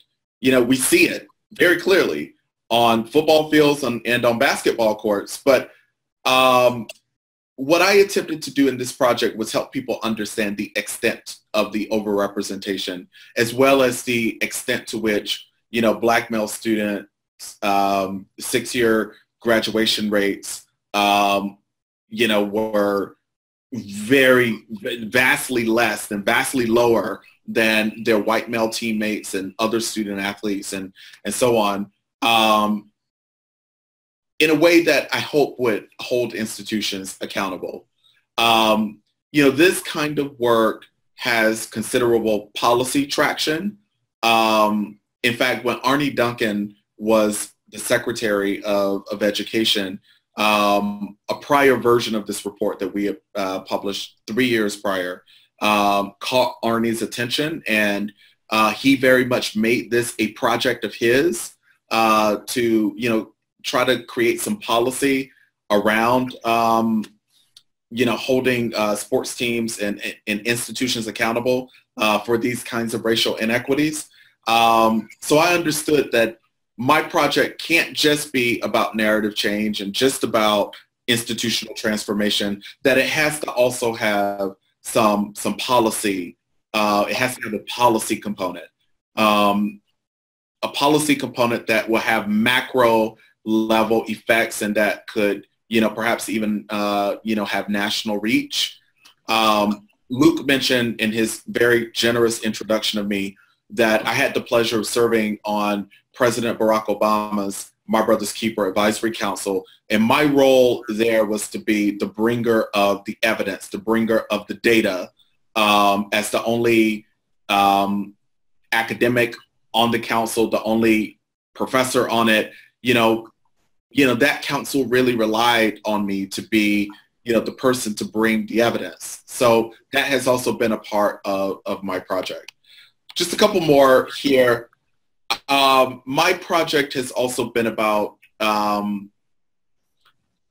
expanding Black male possibility beyond myself, and, you know, creating a cadre of social scientists and other education researchers who, you know, share the same values that I share and who could use their work and use their platforms, you know, to enact policy change, institutional change, you know, change in communities and in schools and so on. So when I was at Penn, I created this Black male grad prep academy that was all about attracting Black male juniors from colleges and universities across the country and introducing them to careers in the professoriate. So in other words, it was about, as you see here in this diverse issues article that was written about the Academy, it really was about attempting to increase the number of Black men in PhD programs who would then subsequently enter the professoriate and become professors who, you know, would join me and Luke and Frank Harris and Tyrone Howard and, you know, many, many other people who are a part of this series in, you know, doing responsible research on Black boys and men in education. We've now had 4 cohorts of this academy, and, you know, the young men that we selected for the academy as juniors from all around the country, you know, went on to pursue PhDs in education, higher ed, ed psych, education policy, and so on at Harvard, Penn, Michigan State, Michigan, UCLA, Duke, Northwestern, and other highly ranked top ed schools around the country. These guys are actually now beginning to, the first cohort, they're beginning to finish their PhDs. 2 of them are now tenure track assistant professors, one at Loyola University Chicago, the other at University of Virginia. And, you know, there are many more now in the pipeline who will finish their PhDs and they will become professors. And they will write about Black male success and, you know, a range of other topics concerning Black people, women and men, communities of color, and so on, in anti-deficit ways, in policy informing ways, and so on, in ways that I've frankly, you know, like socialized them to do and think. So that has been another way that, you know, I've attempted to do my project, by creating a pipeline of others who will continue this work well beyond Luke and me and Frank and others. Certainly, I've also done this through my own advising of doctoral students, my own doctoral students. To be absolutely sure, I've had women who've been doctoral advisees of mine. In fact, I only have 2 more male advisees than I do women who've been my doctoral advisees. But what you see here on the screen is a snapshot of just some of my current and former doctoral advisees who are men of color. Not all of them did dissertations and went on to do work that was focused on Black male success or Black men and Black boys, or some of them have, but all of them do work that very much is focused on people of color and communities of color and equity issues and race and so on. But my point here in sharing this slide is that, you know, in addition to the Grad Prep Academy, part of my project has been understanding that I, as a university-based faculty member, that, you know, I can create, you know, the next generation of scholars who are my students. You know, Frank Harris was my second doctoral advisee many years ago when I was on the USC faculty the first time. And, you know, I'm so ridiculously proud of that guy. I'm so proud of the scholar that he's become. I'm so proud that he's a tenured full professor and that he and Luke Wood are the leading authorities on men of color in community colleges. You know, like,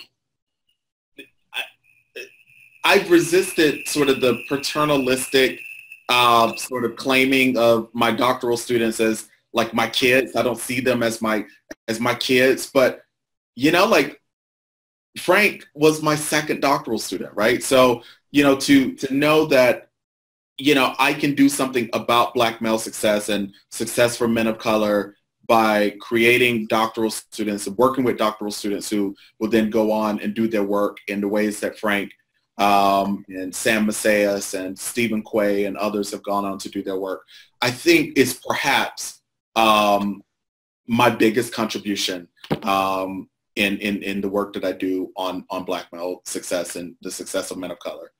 I will conclude by just telling you what I'm up to now in this work, and I'll show a quick video and then I'll stop talking and open this up for some conversation.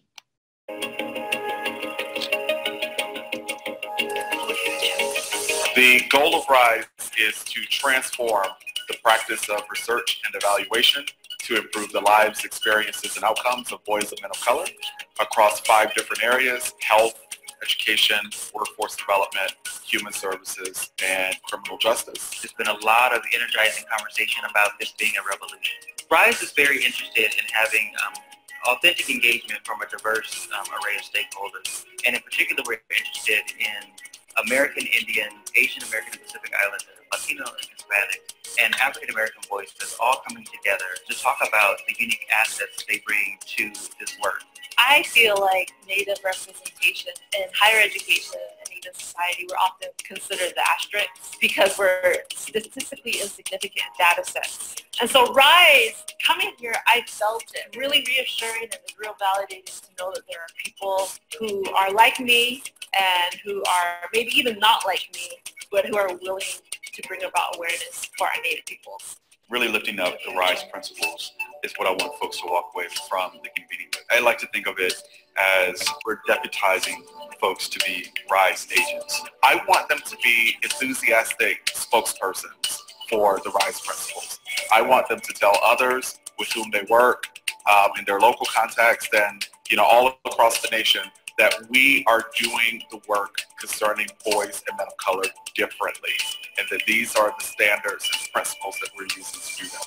We are effectively working to transform the practice of research and evaluation by bringing together people in conversation with each other who've never actually talked to each other about what we know, what remains to be known, what standards and metrics we should use, and so on. I work a lot with data. I care about quality data. And so I'm particularly interested in how we can put together data for both the health sector and the education sector to give us a fuller picture of the opportunities that our boys and men of color have in education and in health. One of the biggest things that I think that I'm taking away is that we need to be very intentional on how we collect data and how we use that data to tell like narratives and stories for boys and men of color, and focusing like their success and their positive narratives. But we need to lock arms and work with each other as we continue to do this work. It's not just another research enterprise, but it is really a social movement. What we really hope happens is that people leave here energized, that they see themselves as powerful and use that power to really bring about change.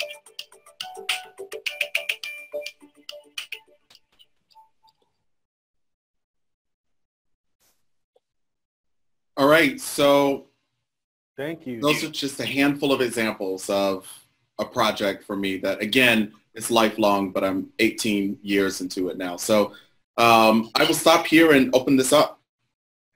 Okay, Shaun, can you hear me? I can. Okay. The first question comes from one of the students who's in the physical class. And for those who want to pose questions to Shaun, again, we're using the hashtag Black Minds Matter. So the question is from Sam Scales. With as much research that has been done on Black boys and men, why has there not been an improvement in graduation rates? What at this point can be done to actually take a step in the right direction? Yeah, great question. I think that much of the work on, and I don't want to be offensive to colleagues who have been doing work on Black boys and men for a long time. But I think that much of the work has been about things like identities, which is really important, super important, right?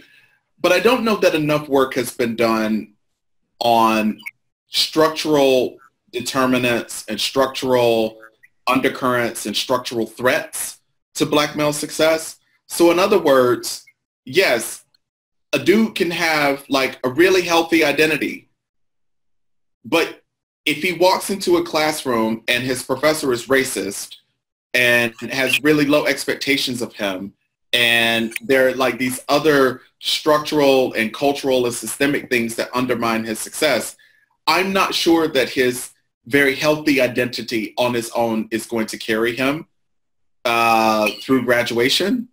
So, you know, I've called in my work for more scholarship that focuses on structures, not just individuals. Again, I want to be very thoughtful here. I'm not saying that people should stop caring about individuals or stop caring about identity, but we do need more people to do research on structures, systems, and cultures at institutions that undermine graduation rates. So that's one thing. One other thing that I will say is that institutional leaders oftentimes don't have well-informed strategies for improving Black male success, academic performance, first and second year persistence, and certainly completion, right? Their approach is usually, oh, let's give these guys a club and give them a couple dollars and let them buy pizza and play cards and spades and video games and like hang out. That'll do it. That's gonna, help them feel a stronger sense of belonging. Sure, it might help in some way, I suppose, enhance Black male friendships and perhaps, put Black men in the company of other Black men for socializing, but those things don't have a thing to do with academics. So there oftentimes isn't an academic strategy, which is a point that Chris Newman and I made in our Teachers College to Record article about the success in the first year and all that stuff, that, it can't just be social programming. It's got to also have, academic components. Thank you, Shaun. The next question comes from another student who is in our class, Muhammad, and he asks about intercollegiate athletics and colleges making millions off of our students. And can you talk a little bit more about that and your work in that area and what you've found? Because I think that for a lot of folks in the room, they feel like it is an abusive system that many of our Black men are engaged in. Sure. Great question. In that report that I talked about briefly, I think the first line of the report says something like, perhaps nowhere in higher education is the disenfranchisement of Black men more insidious than in intercollegiate athletics. I wrote that, more than a year ago, and I stand by it. I actually believe that.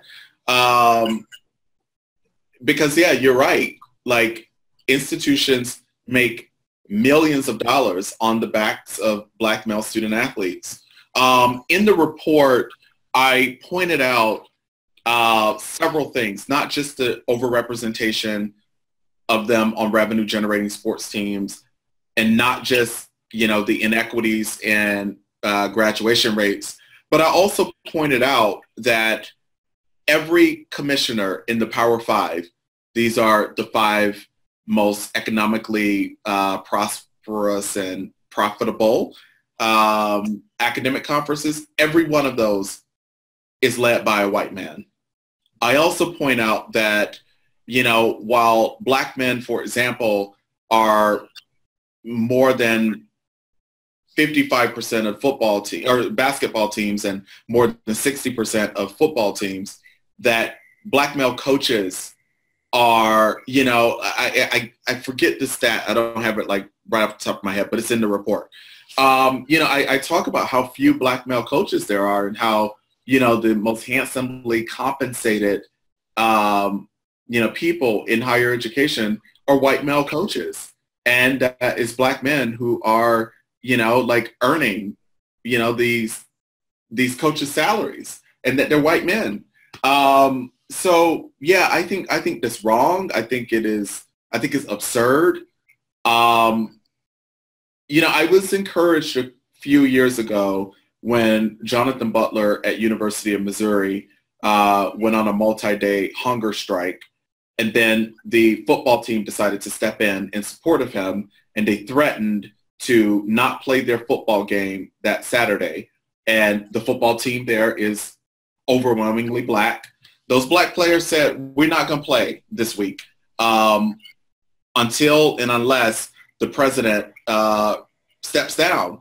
And what do you know? Suddenly, the president steps down because millions of dollars were at stake, more than $1 million for the game that they were threatening to not play.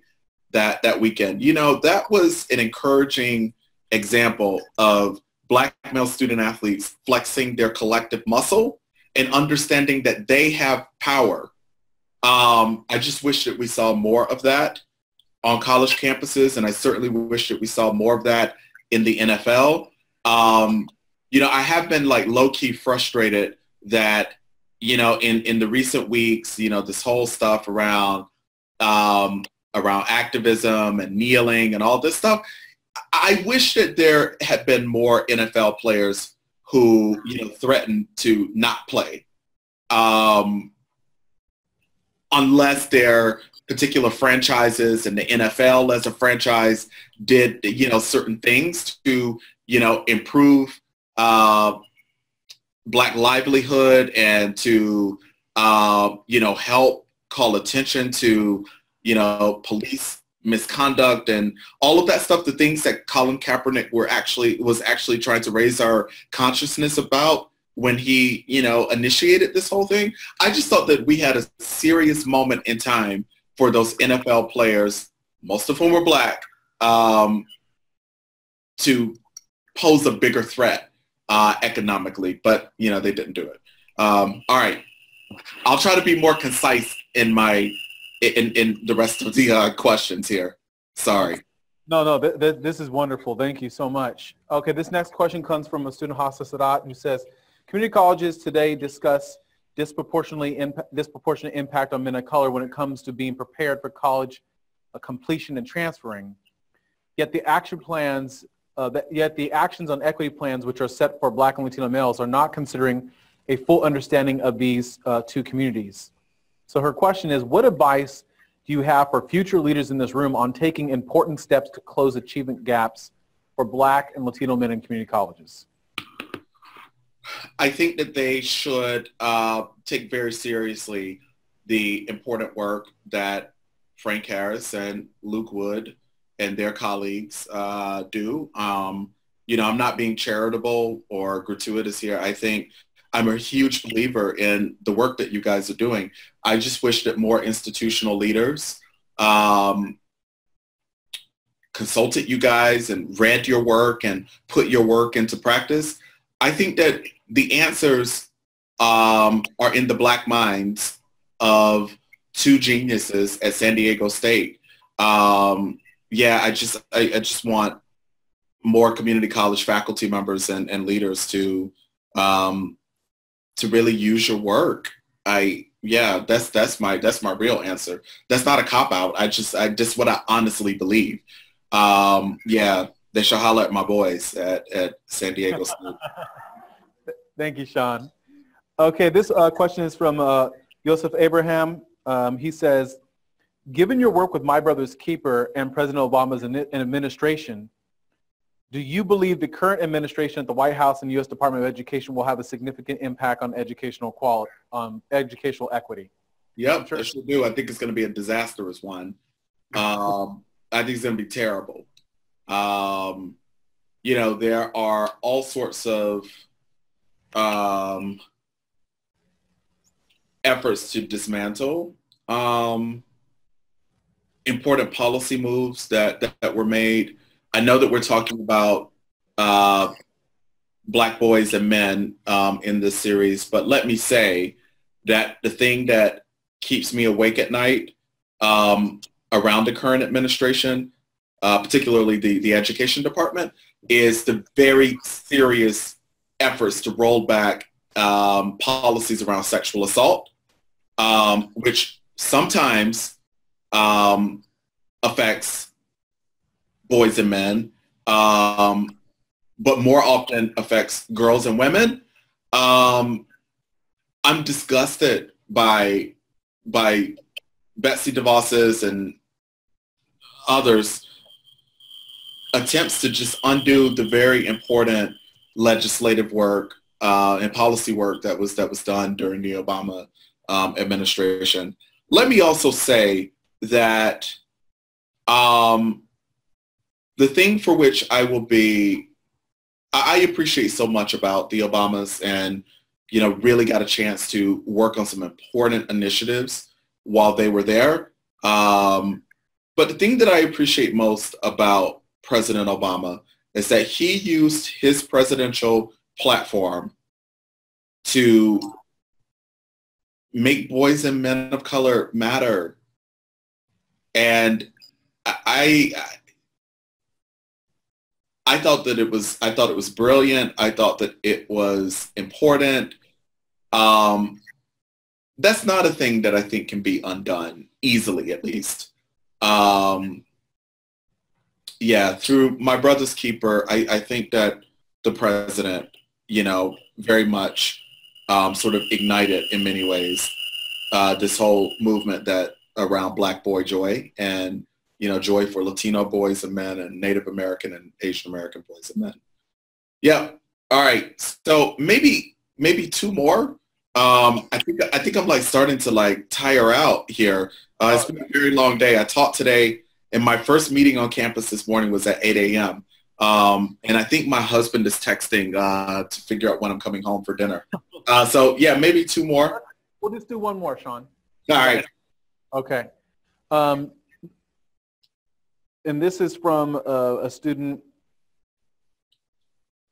Then the question is from Stacy Teeters, and it says, do you have advice on how we can encourage educators to reframe their approaches in interacting with these boys?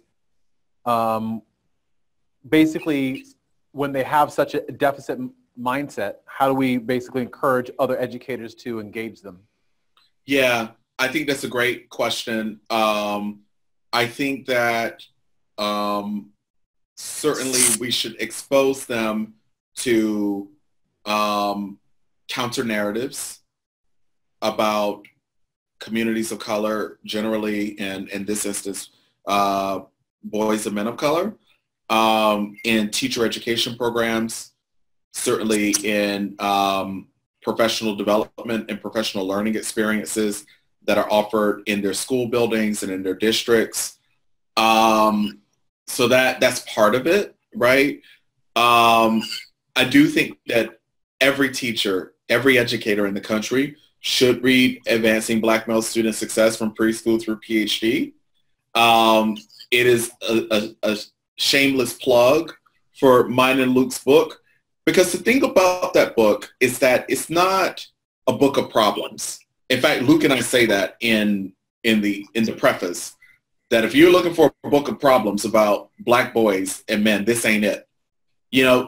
Every chapter in that book, very succinctly summarizes or synthesizes the literature and what we know to be the problems, but then it very much moves on very quickly to solutions, to, like strategies, conditions, approaches, policies, and other things that actually advance Black male student success. So I really wish that more teachers and school leaders and higher ed administrators and community college educators read that book, because I think that there's some very serious wisdom in it, not just from Luke and me, but also from the cast of the cast of friends and experts that we invited to author chapters. All right, so let's take one more, actually. So last one. Okay, you got a second win there. Okay, thank you so much. I'm pulling it up. This one comes from a student in the program whose name is Terry Cybers, and he says, if you didn't have gatekeeper constraints to publishing or depending on funding from generally white institutions, would your message change? Mm-mm. No. No. We just talked about this in my class tonight, actually. I teach a course here, Race in Education. And, a student was talking about code switching. And I respect people who masterfully code switch. I also understand that some people have to code switch. So no shade to code switchers. I'm not a code switcher. I tell the same truth in the same way, in the same voice, whether I'm in a room with Frank and Luke and my boys, or if I'm in an all-white audience on a stage somewhere. You know, and I write in the same voice, regardless of venue. Yeah, I just, yeah, I don't know, like I'm firmly committed to my truth-telling stance and approach to truth-telling. The thing about gatekeepers, they can keep all the gates. I mean, they can keep some of them, right? So with my publications, for instance, you know, sometimes I'm too much for one journal, but I'm just right for another. So there's that, right? Like I don't give up. Book publishers like to sell books. They're in the business of selling books. So they like books that, you know, have very much a truth-telling, very much activist and controversial and all of this stuff kind of stance, because that's going to help them sell books. That's where our interests converge. They want to sell books and make money. I want to tell the truth and be helpful and make my knowledge both, you know, accessible and make my intelligence actionable. So that works out really well with book publishers and me. One last thing that I'll say is that I do think that it's important sometimes to create our own venues for message dissemination. When I directed our center at Penn, and certainly we're going to do this at USC. I mean, we just got here, but you know, we produced our own and published our own reports. You know, there were no gatekeepers, right? Like we, you know, very much controlled our own narrative, our own packaging, and so on. So I think that those are the ways that I both sort of skillfully dealt with, but also circumvented, you know, any gatekeeping that I've encountered, you know, along this now 18-year journey. And I would add that that is a very brave thing to do, because there is risk that comes with that. And to say that, hey, I recognize that, but I still feel like it's important to be a truth teller. I think that that's important. And I just want to thank you for doing that, and for, I'm sure, all the things that might come with that, many good, but also some that are not so good. And to be the leader that you are in our field, in many ways the big brother to all of us who do this work, you know, that's a hard mantle to carry. And so just thank you so much for doing it, for your commitment, for being such an advocate, for your truth telling, and for joining us tonight. My pleasure. Thank you, Shaun. Hey, thanks. I really appreciate it. And best wishes, Luke, with the rest of this very important series that you've organized. I'll be forever indebted to you for including me in it and for doing it. I think it's super important. Okay, so just to conclude with some of the things that stood out as Shaun was talking, was just writing down, and some people were texting me things that he said that I think is just important to conclude with for this evening. So he says, when we only focus on Black boys and men who do not succeed, we don't learn anything about success, really highlighting the importance of looking at those who have been successful, looking at what it took for them to get to that point, and saying, okay, what is it in there that we can replicate to help advance success for this population? In response to the research that's been done by Ogbu and others that's talked about this notion of acting white, he said it is the achievement that has black men been accused of acting white, but blacks are happy to see others do well. And he said it's not just about whether they achieve, it's about, having a better than you stance. And if we are able to basically be successful and do it in a way where we don't do that, then no, our community celebrates our success.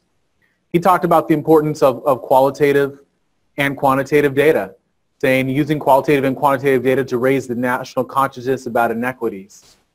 He talked regularly about Black Boy Joy, that was put up here by Michelle Desjardins.